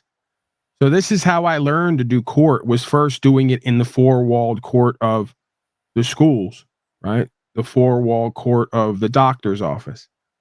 Wherever we go, it's still a courting process. They got to understand you, where you're at, where you're coming from, where you're going, why it is you believe what you believe, how true is it, and how much are they lying to themselves and each other to get through the day. You know, if you can tap into these ideas and speak to them or from them and make it palatable and respectable, that is true power and value in any situation. I learned that at the principal's office, how to get power and value at the court, how to get them to leave me the fuck alone at some point because they knew that I was doing what was true and right to me, and it didn't matter what the regular process and procedure was. You know, the system, quote unquote, or the people in it seek to try to teach us that there's no way out. You know, there's no variables, and it's not true. There's totally ways out and there's totally variables. Hey, ask them all day who exploit the loopholes, right? One way or the other. So if there's variables for them, there's variables for someone like me. The question is, where's your access point? You know, you're going to try to pay them off? No, they don't respect that. You're going to try to lie to them and deceive them and play the victim? They don't respect that. All you got to do is get them to understand that the individual has a certain level of dignity. The individual has been through some suffering and pain. The individual is coming of age through tests and challenges and wanting to be something here instead of like the rest of you. That's always going to be respectable. You know, the principal had to tell me at one point that he respected me just because I wouldn't listen, because I wouldn't go alone to get along. You don't think that's in the back, if not the front of the mind of every adult out there? They're begging for a poly boy in middle school or high school to come along because the rest of it's so fucking boring and predictable. They're waiting for the one kid who's rough around the edges, who comes from a broken home, who really wants to do and be something better than just get along and go along. You know, they used to respect moxie, at least where I came from. You know, now it's unsafe predominantly, but we'll come back full circle, right? They'll start to see how at times what makes everybody unsafe is what keeps everybody true and real, right? That's the whole process that death is supposed to be here for. What makes us unsafe is supposed to keep us grounded in what's true and what's real and doing the next right thing. You don't want to fucking die before your time? Don't smoke a pack of cigarettes and eat pizza and cheese and all the rest of it, Paulie boy, and ice cream. Not get any fucking exercise. The all obviating force, right? The dark side of the force is what tests and challenges us to keep us grounded and moving forward in what's true and what's right based on incentive or consequence. So did you end up graduating, or did you say fuck this and get your GED? No, I graduated, but I was a year late. And let's be clear. They knew that I knew what I needed to know. It wasn't about the material. It was about I didn't want to put the time, energy, attention in working because I just didn't give a fuck. So at some point they go, we just want to get this kid out of here. He's not going to need any of this crap. And when he's tested, he performs. Right. And they used to tell me every year, you know, it's going to get harder. It's going to get harder. I go, no, it's not, because you guys are so easily just sort of read. You're so predictable. It's so like the connections are so obvious to me that all I have to do is scan the material and find the connective points in there of what you're going to be looking for me to repeat back to you. You're not interested in me actually critically thinking and analyzing and you know, putting forth any theory or understanding you haven't heard before. You're looking for me to scan this crap, find the little pieces of information that you want repeated back to you, and then have it written down there on the paper. You know, I literally they used to give me 200-page assignment. At the end of the thing, they give me 200 of pages assignments. I just scan through it, flip through it, get to certain points, you know, use a little bit of common sense and my own life experience and pick out the pieces to give them back what I knew that they were looking for. You know, if you know why they're asking the questions, then you know what answers they're going to be looking for. Sometimes they're not even looking. I was taking a economics class in college, and I couldn't stand the teacher. And people told me, he says, when you do your final report, just put anything in there you want, because he doesn't read it. I did the first couple lines according to what I think he wanted to see, and then I just put gibberish the rest of it. I got a B on it. Yeah. He never looked at it. Yeah, I mean, it's like Jennifer does teaching the other day. You know, this woman started freaking out, and she goes, realistically, you're getting all riled up. Does this kid need any of this? Is it going to affect the rest of his life? You know, and they'll say, well, that's unprofessional. You're not doing your job. And it's like, to a certain degree, okay, he's not doing what he needs to. So let's talk to him and get him on track. But ultimately, is this the biggest deal in the world? You know, like all the shit that they should be imputing into us, you know, logically, morally, ethically, they're not. While they're worried about this scholastic crap, that 80% of it you don't use later on in your life, right? The things that we could use is teaching trust, equity, and faith, right? Understanding true power and value, you know, understanding oneself, conscious and awareness, how to co-create, how to do community, how to grow, how to care for oneself, how to be in busyness and not go broke, you know, how to serve the fucking community, how to not be a low-life scum. Instead of teaching us all that, we got the opposite, right? Showing people lying and cheating all day, every day, playing fucking political power games, nepotism, favoritism, political correctness. You know, where's the logic, morals, ethics, and values? And the answer is, at some point, the public, full institutionalized jail system decided we're not going to teach anyone logic, morals, ethics, and civics anymore. Unless you go to higher education. And we know what you get when you go there. Some communist, socialist, collectivist teaching you objective logic, moral, and ethics. That's if you decide to go the route of philosophy, which just isn't profitable, is what they'll tell everyone now. That's been the line for the longest time. Why go to higher education to study logic, moral, ethics, and civics? We're not learning it at home. Why should we go to school for that? No, you get the $100,000 school pass to get the degree so you can go be a doctor and push vaccines. You can go be a legal beagle and push code, right? And they make those choices based on income, usually, I would guess, of not course. on the moral factor of wanting to or help. what they're passionate about. Exactly. That's why I never went anywhere, because they all told me, Paulie, you're interested in logic, morals, ethics, civics, philosophy, which used to be the foundations of law. You'd have thought they would have told me you'd be a great lawyer. Well, here I am now, unofficially. The universe has a way of working with you and through you. It doesn't matter what course you take. There's many paths to the top of the mountain. There's still only one top of the mountain. So, you know, I didn't need to. It was better off. That's how God works in quote unquote mysterious ways. I wasn't never meant to go to public full system and be institutionalized and be taught legal policy and process and procedure. Because I learned the law on the fly, on the ground with firsthand experience, it made legal process superfluous. Right. What we need to learn here is how to be an honorable, good faith, trustworthy, equitable man. And you don't learn that when you go learn legal process. Quite the opposite. You learn how to be a professional bullshitter. And you're not even that great at that. Most of these legal people, when they reach out to me, like about 4 of them reached out when we got arrested because now they realize we're suing them. And they're not as bright as they think they are. They're big on ego and kind of, you know, short when it comes to conscious and awareness and co-creation. Like, a lot of these people can't even talk that well. They can't even write that well. If you see this pleading, non-pleading, this claim that I made at this lawsuit we're going to go to in a couple weeks, you'll see that the guy literally just took whatever I said and tried to go, I'm rubber, you're glue, and put it back on me. I go, this is as good as you have. You called me up, talked to me for 10 minutes, and then tried to take everything I said and put it back on me. You're horrible at what you do. It's going to be so easy to beat you. It doesn't even matter what they rule. I've already beaten you because you already have verified I'm more intelligent and aware and astute than you. You've already verified I'm more virtuous and righteous than you and your client. You have no move to make on the board other than try to replicate whatever I'm doing. And you don't think the administrator is going to see that and know who's in the lead consciously or subconsciously? It's obvious by what you just did. It was incredible to me. I was waiting for them to come out with something I hadn't seen or heard before. They literally just took whatever I said and tried to play it against me. Oh man, okay, this is going to be even easier than I thought. To show that you guys are just, again, glass house built on sand.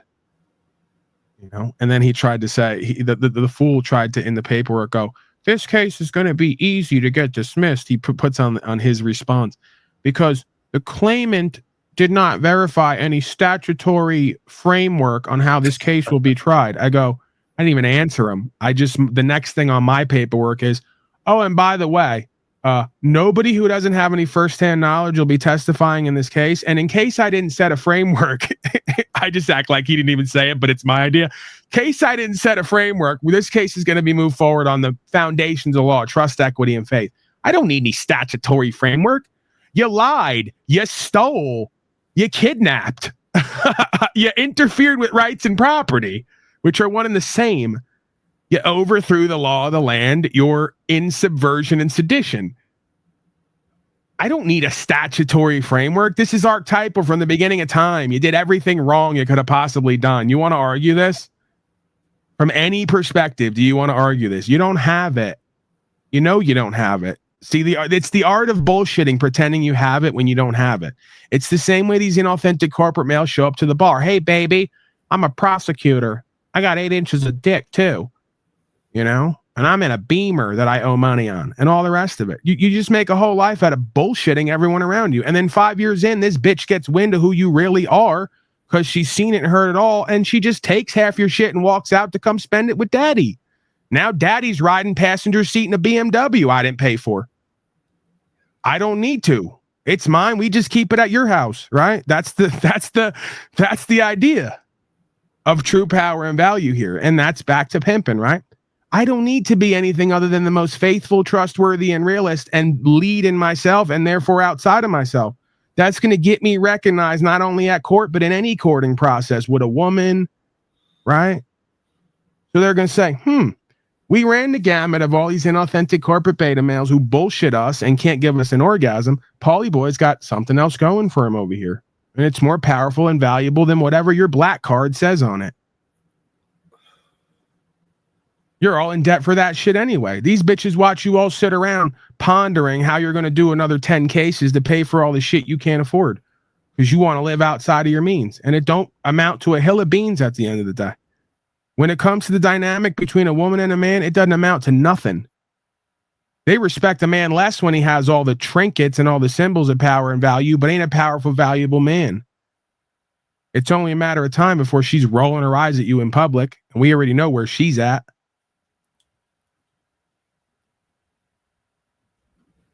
Go ahead, John. I feel like you have something you want to say. Oh, good. I have a lot to say. I just don't know what to bring up. Bring it all up. Put it on the table. Okay. Do you think it's wrong of me? My brother left me a message this morning asking for a favor, but I kind of separated myself from my family, and I don't want to call him back. Am I being wrong by not calling him back? You have to decide that. Well, I already decided I'm not going to call him back. I mean, the family really screwed me, so I just, I let them go a few years ago. Yeah, so, I mean, you got to decide what's important to you. I mean, I'm probably still wrestling with that at times because I'm either I'm never supposed to stand on certain things and practice detachment, or I'm just way too forgiving and allow people to lie on me, cheat on me, abuse me, demean me, devalue me, and I'm just all too okay with saying, wow, we know not what we do, so I forgive you and allow you back in to do it all over again.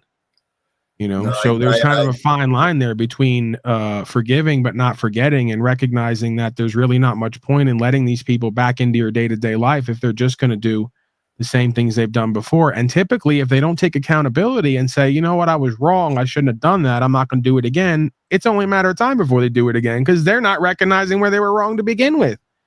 That's why I think accountability and reconciliation and resolution is so important. Like with my father, I don't want to deal with him. It's not that I don't think of him day to day. It's not that I wouldn't like to have a relationship where I'm going on 36 years old and he can't figure out how to not lie, cheat, steal, insult my intelligence, project onto me, play games from the past, do power games.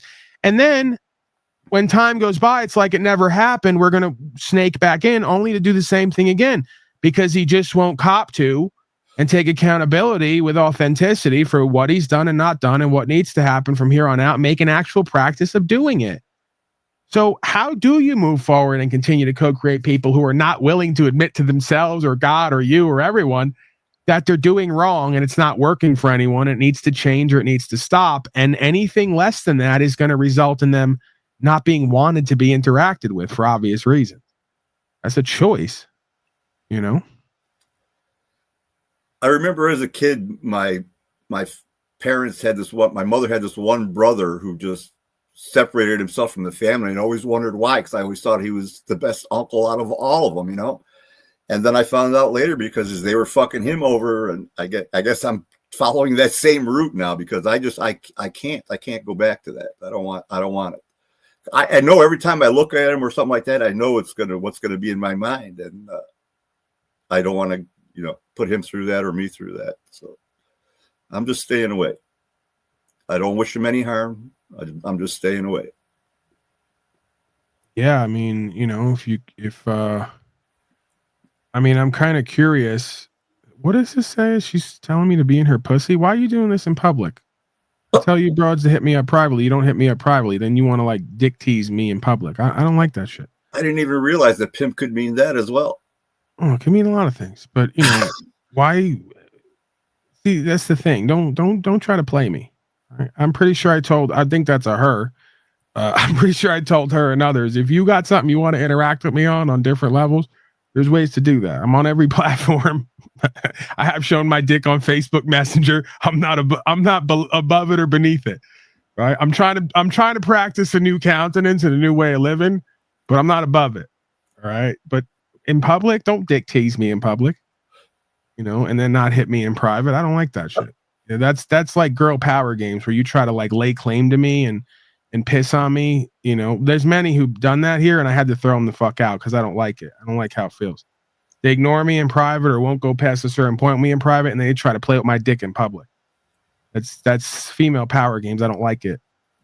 Don't be marking your territory unless you're going to cash that check with me, right? Don't write the check you ain't going to cash. Not keep it to yourself. I'm sure you can find another F-list YouTube celebrity who's slightly overweight to fulfill your fantasies.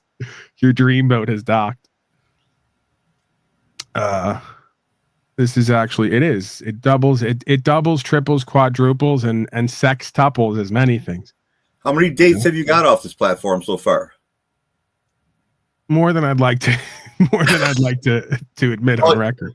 Okay. If you consider dating, me showing my dick on Facebook Messenger, more than I'd like to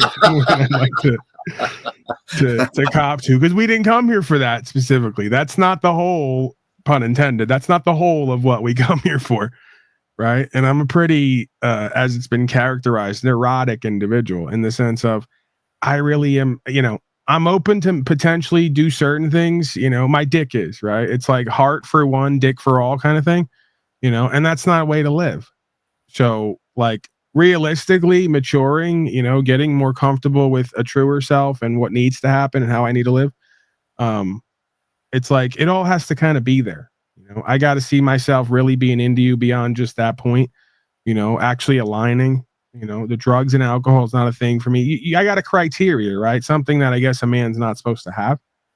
It's like beyond what the little head is open to do pretty much with anybody at all times.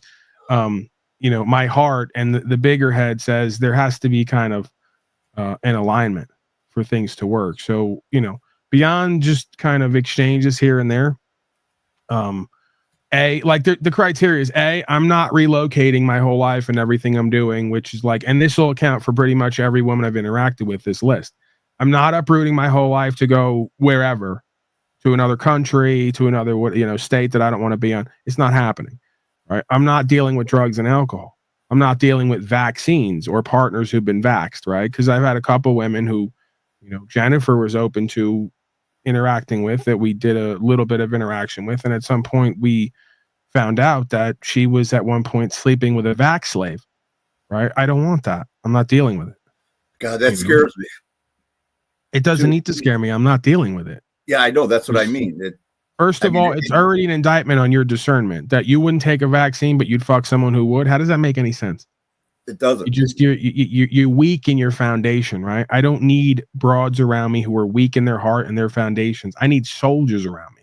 But over 3 million people took that thing, Paul. So that's fine. Jennifer didn't, and she wouldn't fuck someone for 3 seconds. I don't care who it is.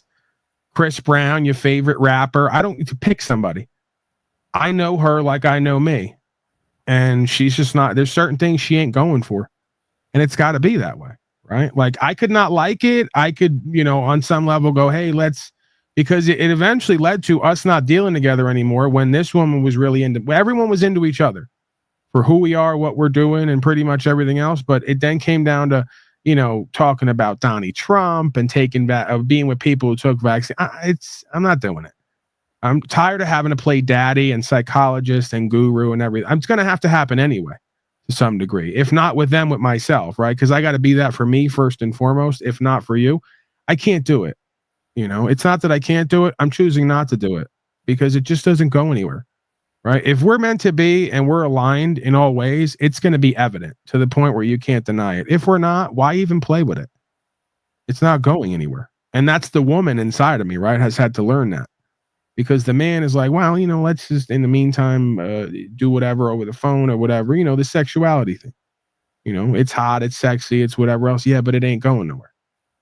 So you got to free up that time, energy, and attention to either work on you, work within your relationship one-on-one, or be open to be in alignment with something that is, right? So if a man is going to be the archetype of looking for the next one, which on some level we all do, right? We can't neglect the relationship we're in or ourselves. And if we're going to look for a next one, it's got to be a right one.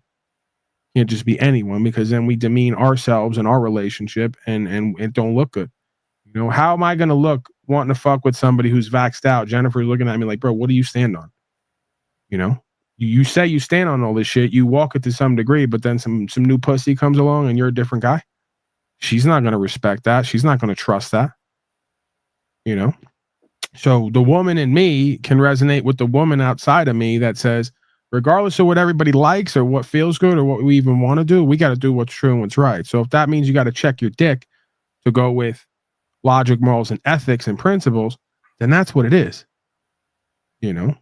So yeah, there's a fine line again between having an equal partner who can have a sacred mother in her versus having a mommy as your partner. There's a fine line there, because oftentimes we want to act like boys will be boys, in which case we call a mommy out of somebody. And I try to avoid that. I really don't like being in a relationship where I don't do what I need to do and call a mommy out of my partner that has to say, no, Paulie boy, you're not supposed to be playing with your dick like that with these hoes. And I go, yeah, you're right, mama. If I got the woman in me, quote unquote, my heart-based consciousness going where it needs to go and check, at some point that's going to update and catch up, and I'm not going to need to call that out of her, because I got a sacred feminine within me, right?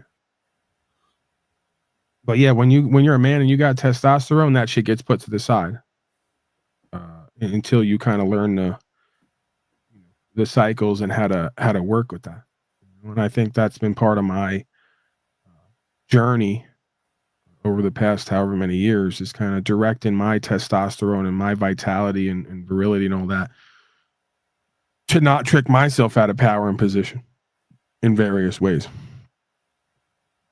Dangerous freedom. Isn't this a man?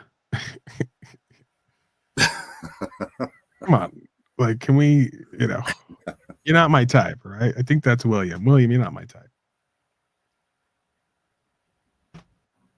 Oh man, what am I going to do with these people? Are you the hawk to, am I the hawk to a girl? Yes. I'm the hawk to a girl in a fat suit. You got me. I wanted to try to rebrand myself and create a new platform after the whole crypto thing where I scam my audience, and you got me. You found it out. All right, let me look over the chat here, John. Let's see what other kind of nonsense is going on here. Paul, you familiar with Lane Myers? My what? Are you familiar with Lane Myers? No, you got all these fucking white people that you got these very white names too. Kathy O'Brien, Lane. No. I was just wondering, because I was wondering if you liked the way he handles himself in court. If you had seen him, I was just curious. I'm not aware. Okay, we pull it up. Who? Lane Myers? No, Stevie Wonder. Yeah, Lane fucking Myers. It's up to you. I mean, it's up to you. I can't believe you haven't heard of him though, because he's pretty popular. You know what the Castro's new name is? Lame Myers. Lame. That's his new name. I don't even want to talk about Castro, because he's worthless in my opinion. I got to talk some shit. Keep these people fixated on the drama. And another guy I used to respect too, and I don't want to bring up names, but he had a guy on his channel talking about our right to travel, and boy, he was just mocking the guy. He wouldn't listen, just mocked the guy. So many people I had to let go that I thought I respected. I no longer do. Well, that's why you all deal with me, right? That's another quality of a good pimp. A good pimp never coerces you, never deceives you, never lies to you. He may play a trick on you like a guru, but he'll reveal the trick at some point. It's for you to learn. And the whole point of a good pimp is to teach the hoes either how to hoe for themselves or how to pimp, get them out of the game, get them prosperous, successful with discernment, and then be respected for it, right? There's bad pimps who are there to like suck you dry, lie on you, and use you until they throw you out in the street and go to the next one. There's good pimps who actually go, hey, this pimping and hoeing shit is fucked up. I want to get you and I up out of this and go to the next level and be successful in business and not have to do this no more, right? And they teach you, the pimp teaches the hoe what a real man is and what he isn't.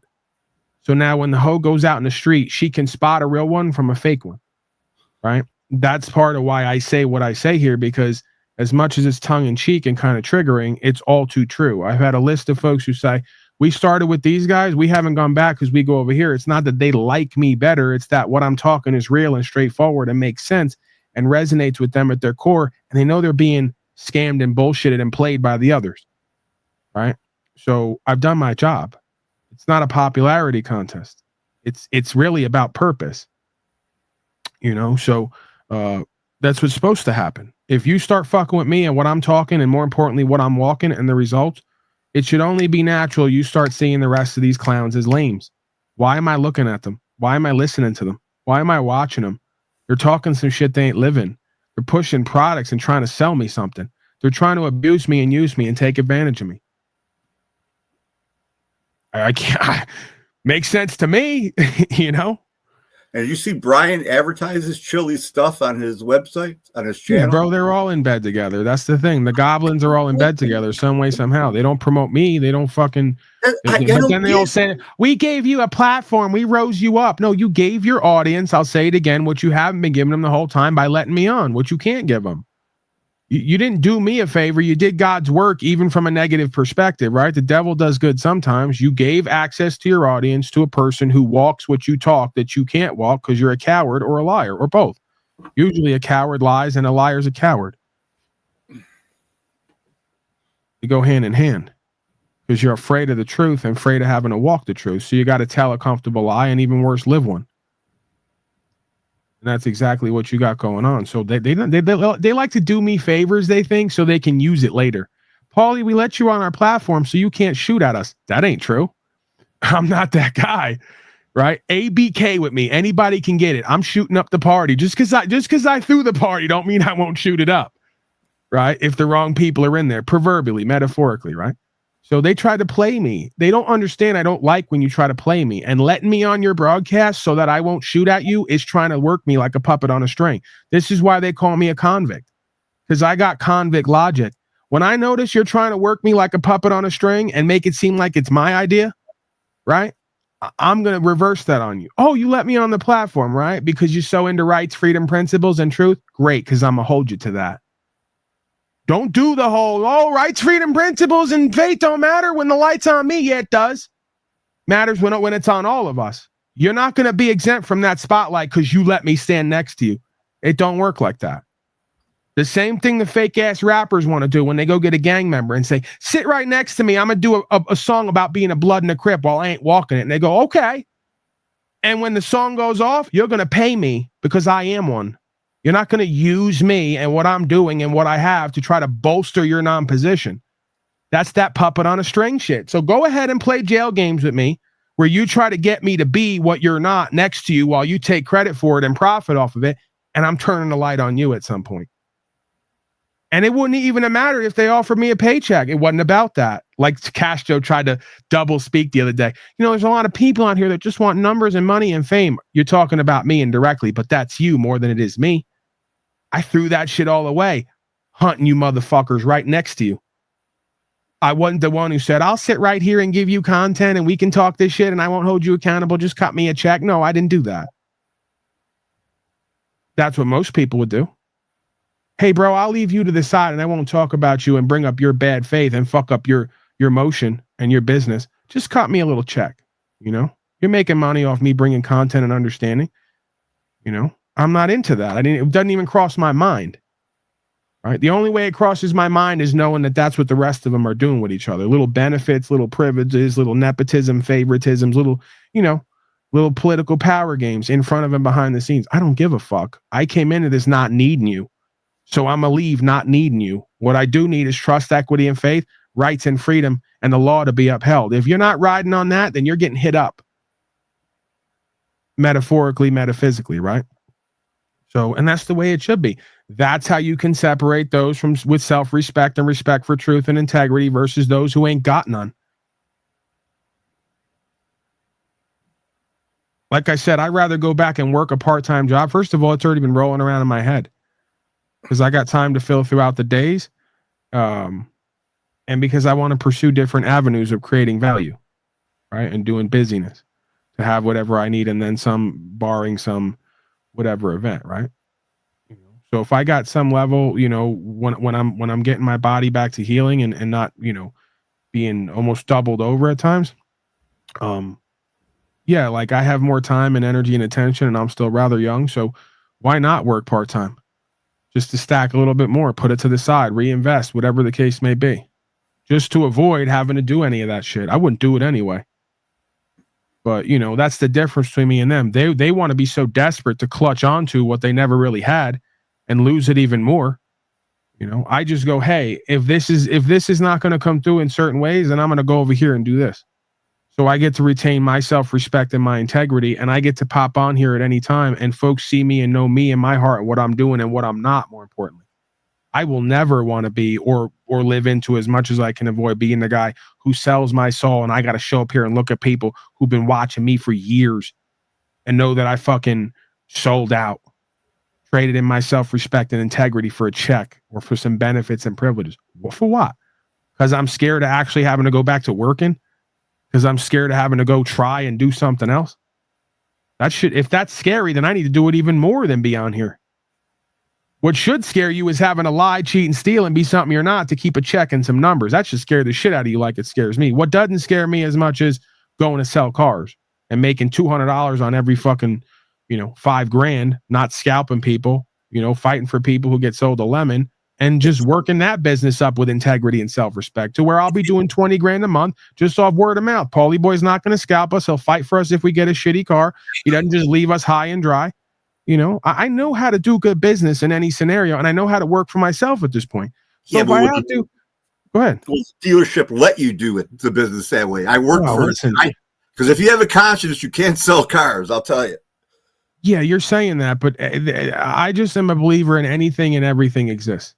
If you can make it come true, yeah, I'll find a place where they're making money off every sticker price, and 500 or 1,000 of that is your commission, right? So if I have to eat into my commission to make enough for the day, and I don't need any more than that, I don't need any more than $100-200 a day. I really don't.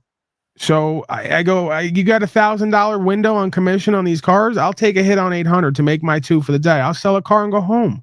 They don't tell you what your commission is. They don't tell you. Oh, please, anything. John. I did it for a year. I know they don't tell you. So anything. You're telling me that I can't find out with my squirrely, worldly ways, somehow, what they're getting it for? What, John? You remember I'm the guy who went around to all the Dominicans and illegals and gang members to get packs of heroin to give them out to the white boys and to do half the shit for half the price. I'm just saying my experience told me that they would not let us give us that information. I always asked them why not. Well, so where I come from, where there's a will, there's a way. And if I have to, I find a different way to get that information so I know what I'm doing and not doing. There's a way. There's a way. Go one day and tell the guy I'm giving the car for this and see if they let it go through or not. And then you just keep lowering the stakes until you get an idea where their cutoff point is. They ain't going to let it go for anything more than what they got into it. No, absolutely not. So, they have a specific amount they want to recover on each automobile. So, no, I'm just saying, just my experience. Right. I mean, listen, I can go the other way. I can take value that I have sitting, and I can go like I did with this truck, pay $5,000 for it, put $1,000 into it. It's now an $8,000 truck. So I got $2,000 right there off the top. I can even drop you 500, 7,500. You know, it's where there's a will, there's a way, man. If you put your time, energy, attention, and resources in and you sit on it, I could sell one car a month, John. $2,000 a month. Dude, I don't need a lot to live. I'm very within my means. When I saw them ripping off people on the trades, it killed me. I knew they were ripping people off. I had to quit after a year. I couldn't take it anymore. I couldn't do it. Yeah, well, that's why, again, you go into business for yourself. They did this. They had this one couple with like 4 children come in, and they made them roll over like $6,000 of their old automobiles thing onto the new car. And these people were poor, and I'm saying, God, how the fuck can you do it to these people? And they don't care. They have no scruples and no conscience, but that's why people who do go into business for themselves. You know, and I'll even tell them, listen, I get the car for $5,000. I check it all out from top to bottom. I have a master mechanic work on it. He takes a piece, right? And then that leaves me with $1,500, $2,000 on each one. I'm not leaving here with less than 1,000 over what that's what I'm making. You're getting a truck for 7,000. That's an $8,000 truck anywhere else. What's your problem? If we can get it done and everybody gets a deal and everybody eats, what's the problem? You know?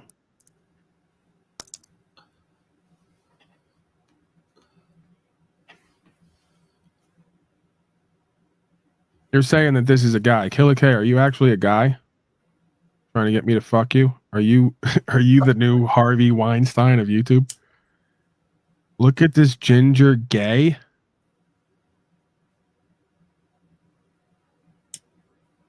Man. Walter, let's pray for Walter. Can we pray for Walter? It's because of his gayness you fuck the world up? What does that mean? Walter. All right, well, we're leaving Walter out because I got a feeling that Walter is another agent. Their agent slave. I was born a woman. Well, what does that mean? If you were born a woman, first of all, no one's born a woman. When you came out of the vagina, 35.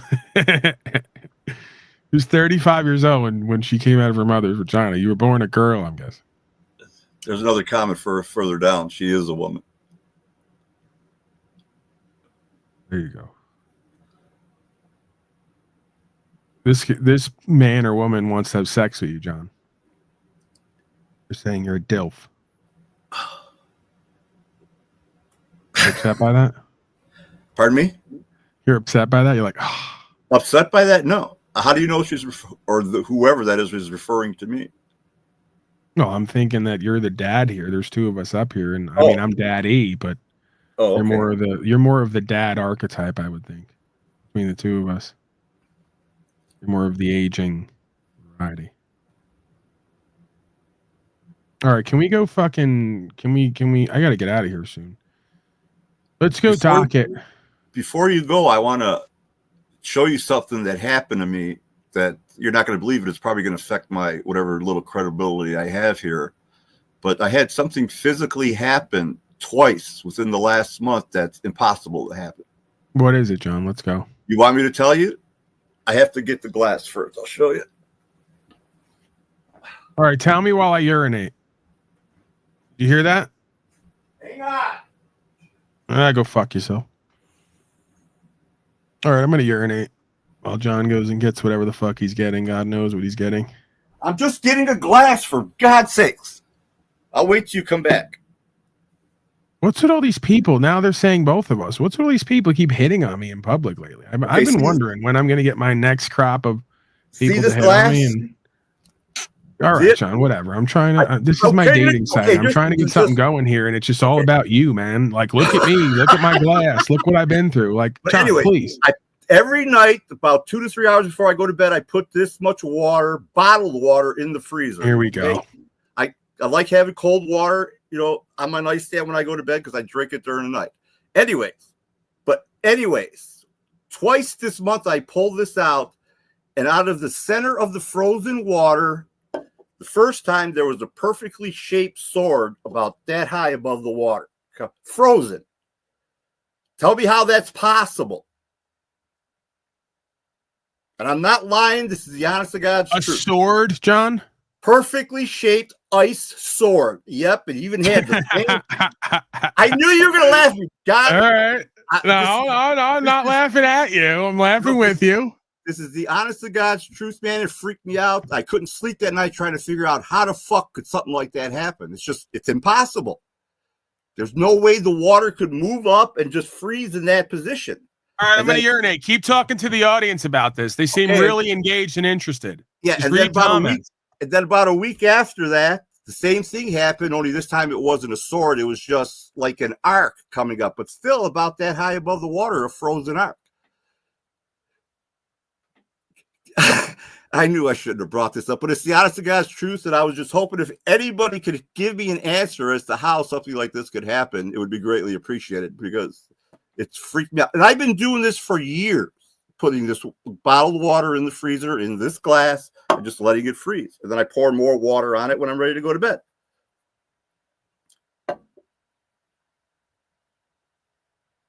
John, I want to relate to you here because Jeep says her crazy ice as cube. this is going to sound, I've had a similar experience.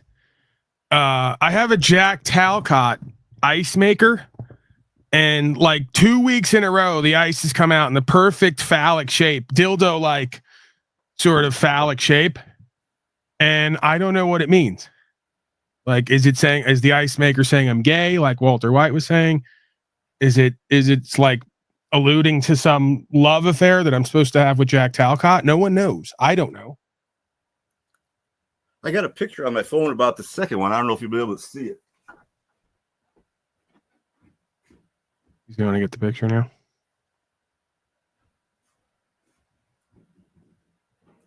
I knew this would happen. John would eventually go over the edge, like so many before and so many after. Yeah, I would.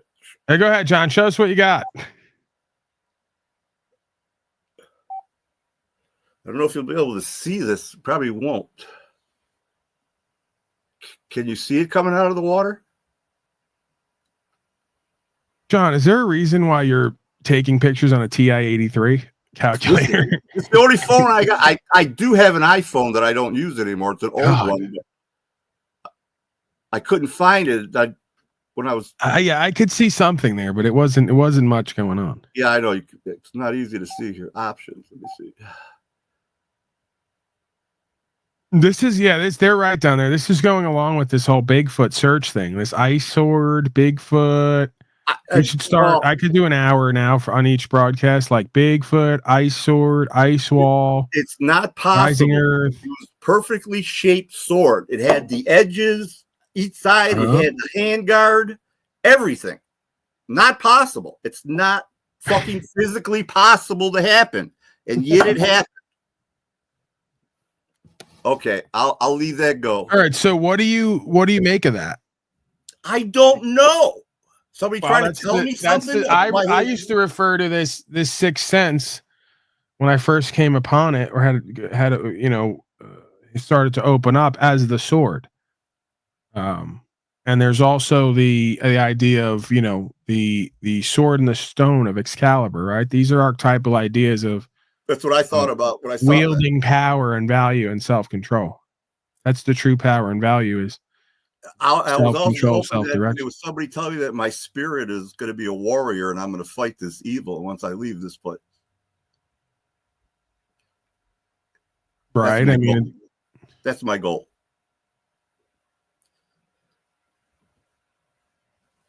But yeah, I wish this stuff wouldn't happen to me because I hate bringing this up to other people.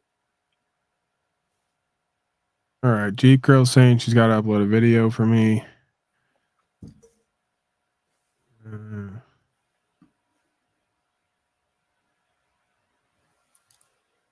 Hey, at proper instruction motivates people. We got 1,000 signatures on the traffic law reform. That's fine. The only problem is you're phrasing it as a petition. You're petitioning your servants to ask for something to happen. Where I sit. Our power is not in asking anything. Our power is requiring them to uphold the law and to secure our rights and property. If not, to step aside and step down. So petitioning can come with them saying they're not going to do it. Requiring means under the law, right? So they need to be required to stop interfering with the rights / property of each individual man and woman who does not want to submit to statute, policy, and code. Statute, policy, and codes given the force of law through the consent of the governed. That's Bill of Rights, Declaration, Independence. So it only has the force and the power we give it. When we revoke consent, they need to go their own way and leave us be. So that's not a petition. That's a requirement. And the result is if you don't do it, and I'm not saying I'm going to be a part of this, I'm talking historically at this point. If you don't do what I'm requiring under the law and others are requiring, you're going to go to war again. You're going to go to war. I'm going to be in the mountains, I'm going to be in the mountains, whistling Dixie, as they used to say, with the water tank and the fire and the stove, the wooden stove and all the rest of it. And you folks can tear each other apart from the middle all you please. Now, I watched a video recently with the way they classify us. Petitions are meaningless because of the way we're classified. Who? What? You say we as if everybody's classified the same way. The persons. Yeah. Again, I don't know anything about that. All I know is my experience. And my experience is going to court over and over again. Having even Homeland Security and others come in, ask me what I'm doing, tell me they're watching my YouTube. I go, great. Make sure your buddies subscribe too. Like, share, subscribe for a chance to win. And getting dismissals and suing people. I don't know anything other than that at this point, and I don't need to. So, I'm not going to bring anything else into my consciousness other than my own experience, which is good enough for me. And nobody can trump that with their own hypotheses. So, I just have a belief at this point, if the rest of folks would do what I'm doing, and do it for the right reasons, this game is changing. It already is changing, and it's going to continue to change. The nature of the beast here. You know?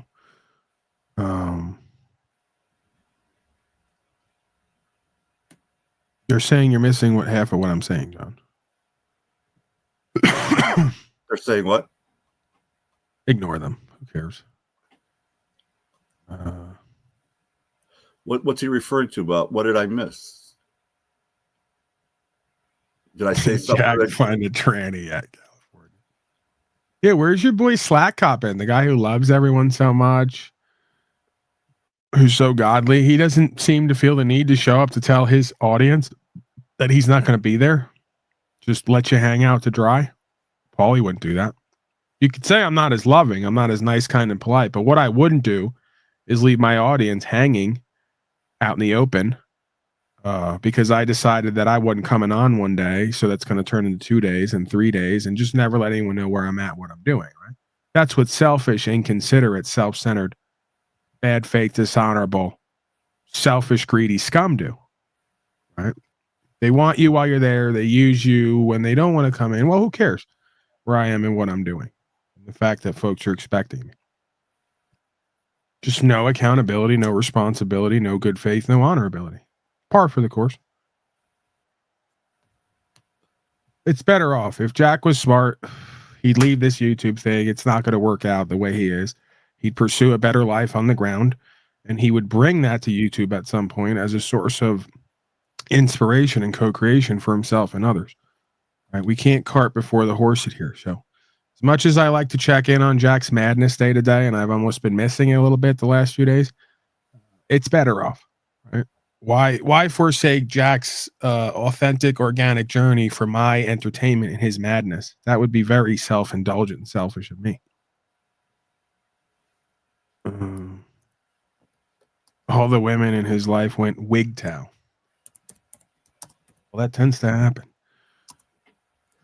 I put that video in chat if you want to share it with your audience. It's the truth about government petitions and stuff like that. If you want to share it. What about government petitions?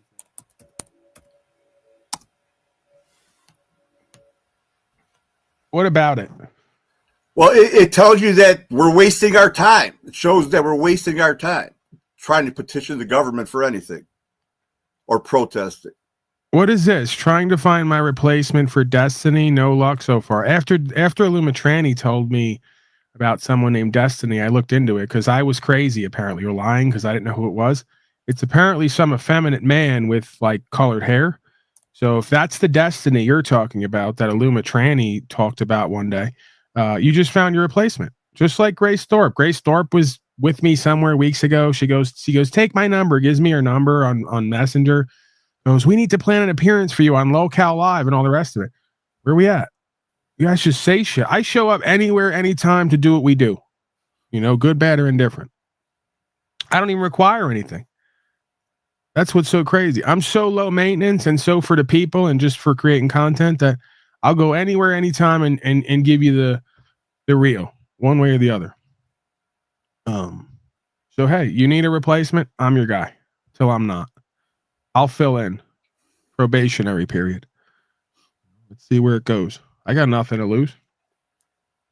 The folks who matter, who know what I do on the ground, the important stuff, that's solidified. You can't change that.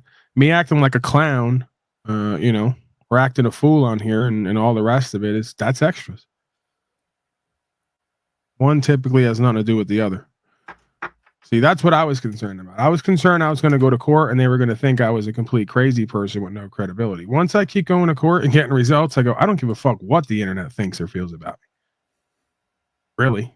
As long as I'm cemented and solidified with some kind of legacy, in an understanding, in truth, in a faith, in trust and equity, and I can get results, and that power and value is walking with me with God, I don't give a fuck what anybody thinks and feels about the rest of the shit. Are you gonna Especially since I'm not lying. I'm not lying. I'm not cheating. I'm not stealing. I don't mind. Are you going to be on tonight? What does this mean? Sort of glad Destiny's grandparents got their plantation taken away from them by Castro. I don't even know what that means. Hi, Paul. You going to be on tonight? What does that mean? That means, this person really thinks that I'm going to do 2 broadcasts. Oh, no, you're out of your mind. Those days are way over, bud. Those days are way over. Once I got disease in my body and I've had to refocus and I've had a bunch of parasitic, loser, failure, jealous, envious suckers on here trying to use me, they ruined it, and it was good. It's good that they ruined. It's like baseball. When I used to play baseball, all the loser, failure parents, users, parasites, suckers, projectors, they ruined the whole thing. At some point, I just didn't really enjoy baseball as much as I once did. And I'm not saying they ruined this for me. It's just they refocused me. Like, hey, I come on, I do my hour to 3 hours max at this point, and I'm gone, and it's on to the next one. We go 7 days a week here. There's no reason to completely mince the dead horse, right? It's beyond beating it. It's like mincing it into unrecognizable pieces. So, you're don't count on that. If you see me here once throughout the day, then that's sufficient. There's even days when I don't really want to come on here, and I come on here anyway because I don't want to break the flow and the stride and the momentum. And I kind of like the idea of having a place to be and a non-negotiable. Keeps me responsible and accountable, keeps me showing up, right? Where folks, including myself, find certain levels of inspiration, which is power, or certain levels of value and or entertainment. But yeah, beyond that, it's like I need the rest of my days to myself to do other things or just be peaceful, do the bare minimums, the basics.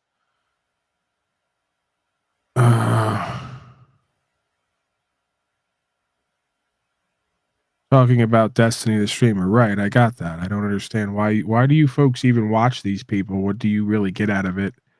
Majority of it is nonsense. It's going nowhere, and it's put forth by people who are not respectable or honorable or good faith. Really just a bunch of low-level nonsense. But, I could say that about pretty much all sports, all political endeavors and events. The majority of things that folks are interacting with and experiencing, I can't figure out what they're getting out of it other than just a place to waste their time, energy, attention, and to pay people to do nonsense. Maybe I'm hating. I'm jealous and I'm envious. I'm hating.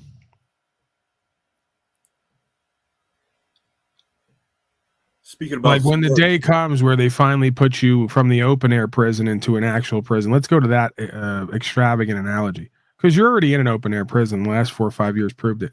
When they put you in the actual concentration camp, are you going to come to my table with Destiny? You're not going to come to my table with it. I guess there'll be a table of transgenders and effeminate males and whoever else, and that'll be the table you go to talk about it. Because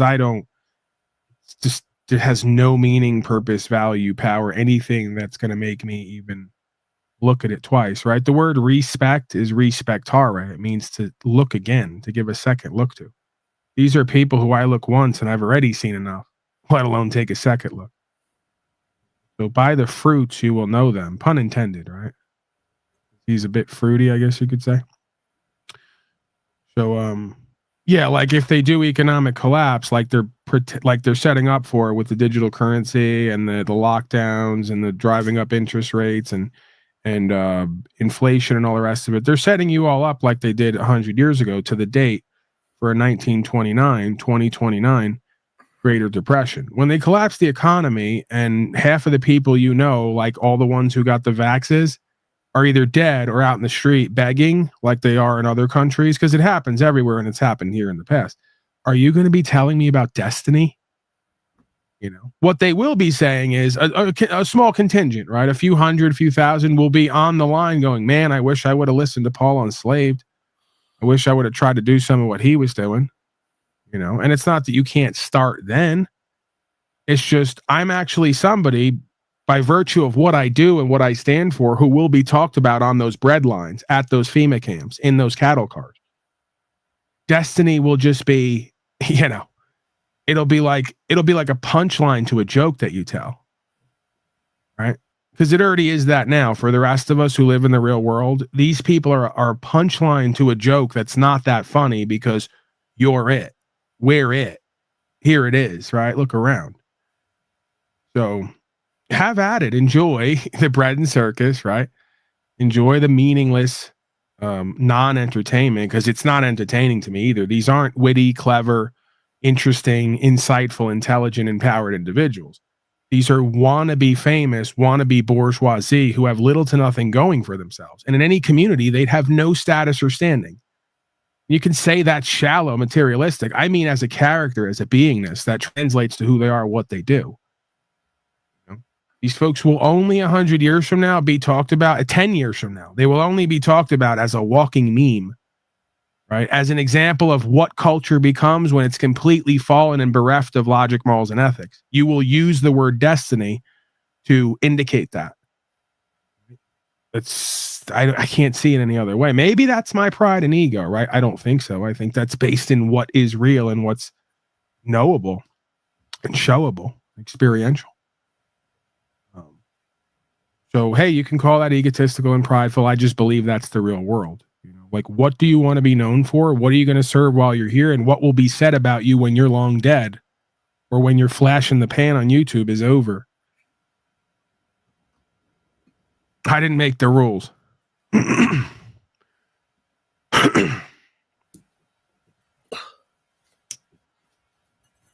I've heard Trump is also a puppet. You've heard that? Wow, the info's really getting around lightning speed lately, huh? They must have put in that new 6G internet, because it's that this new info's really racing around the planet light speed. Wait till this person, Truth is Strange, starts to figure out that everybody here is a puppet of something or someone. You have to find out who or what that is.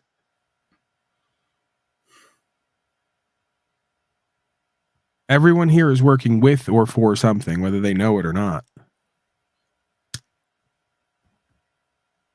So by definition, they're being puppeteered.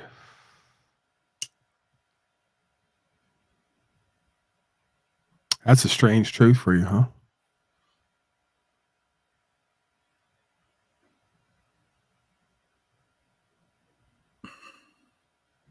Go ahead, John. Give us some final words. I got to get the hell out of here. She's going to be here in about 15 minutes. We're going to go to town. I'm going to get some vegetables, roast them up, and I got an appointment. Potentially get some gallbladder medicine.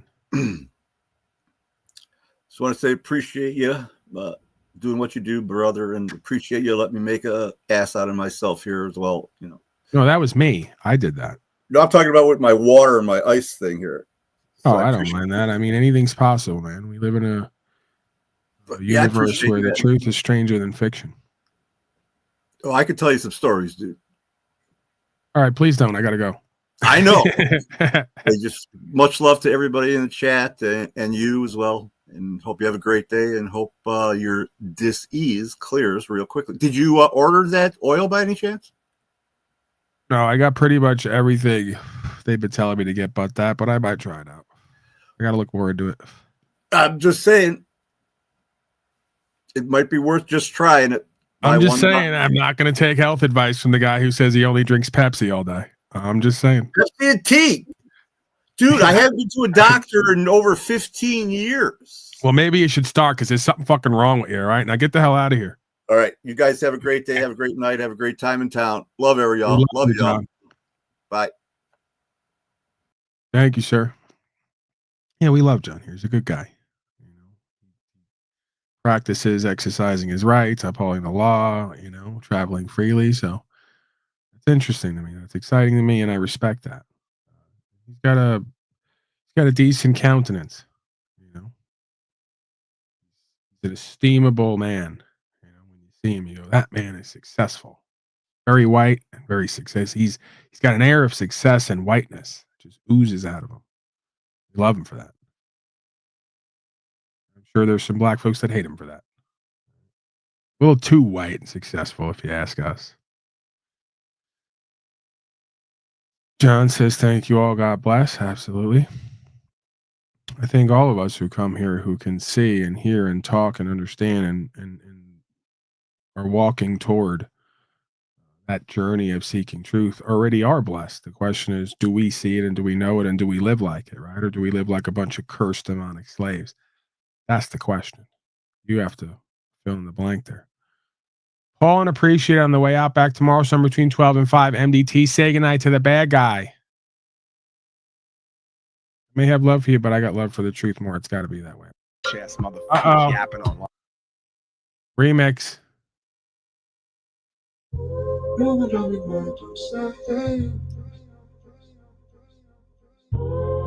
Beta bitches from top to bottom. Worried about what Paulie's gonna do and be when they haven't done and been nothing yet. Not even with their own damn women and children. Beyond embarrassing and pathetic. A bunch of beta males raised by Jezebels, tricked out of their power and position, won't act like men because they're too busy replicating the bitch who didn't raise them. Laughable, the shit that you folks say and do. You don't even realize it's an indictment on yourself and your lineage. Tired of you bitch-ass motherfuckers yapping online. This shit's boring me. We've been doing this for years now. It's boring. I want to take things to the next level. What is there, maybe 1% of the world who can understand and communicate effectively what's going on and master themselves to a degree that they can move forward and make change? Right. So about 1% of folks we meet on here are going to replicate the 1% in the world. The rest of the 95, 98, whatever it is percent are going to be loser, failure, cowards who are rejecting, ignoring, and projecting and asking for a master to pay to do it. It makes sense if you don't think about it. If you just understand inherent hierarchical power and value systems and dynamics, and you don't have to feel any way about it. I'm not hopeless because of that. I'm motivated and inspired by that. I'm on the right side of history and truth. I'm chosen by God. I'm in a minority here. I don't need the tattoos on my skin. I got real symbols of power and value that work for me on the ground and cause an effect. Bitch ass motherfucker. And I'll say it out the side of my mouth after you break my jaw. It's not going to change the reality. Money can't buy class. Money can't unlame you. Money can't unslave you. Can't unslave or empower the masses. Only knowledge can do that. And I've been giving that the fuck away since the beginning while proving concepts. Next. Why are you mad? I'm not mad. I'm not mad. This is how us East Coasters care and are passionate for truth. The rest of you apparently around the world don't know how we are. This is not mad. If I was mad, I'd stop yelling. I'd stop talking. I'd figure out a way to stop you from doing what I don't like. If I was actually mad and angry and didn't see any point and see redeemability, I just cut you the fuck off and move on with my life, which I very rarely, if ever, have done. Because I'm so forgiving and patient. Long game. While you folks are so insufferable and frustrating in your insanity. Looping and spinning and cycling and pretending you don't know what the fuck I'm saying and why it applies. And focusing on everything else but that, including my tone and my facial expressions and all the rest of it. I think it's a rather interesting game, actually, that you're all playing. Doesn't amount to anything. I know I'm right. You know I'm right. You know a change needs to happen. You're not going to do it. And we're going to play games on how Paulie Boy's not incredible. Let's go. Let's do it. Doesn't change the facts. Doesn't change the facts. I had to learn as well how to, at times, shut up and observe and try to catch the move of what's happening and what things are about. Not by spinning and cycling and asking rhetorical questions and then not listening to answers.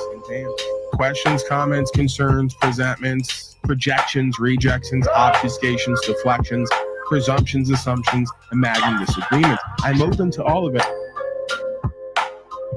I'm talking about consciousness and awareness and life. whether that relates on the micro level to the participants here today, and then indirectly on the macro level to every other self, because on the highest level, we're all one self. I prove that here regularly by you folks coming in here and doing and saying the same exact fucking things, even down to responding and reacting to what I say, the same things, the same way. Proving there's only one self. Just like the I Ching says, there's only 64 combinations of what's going to go on here. God damn it, Paul.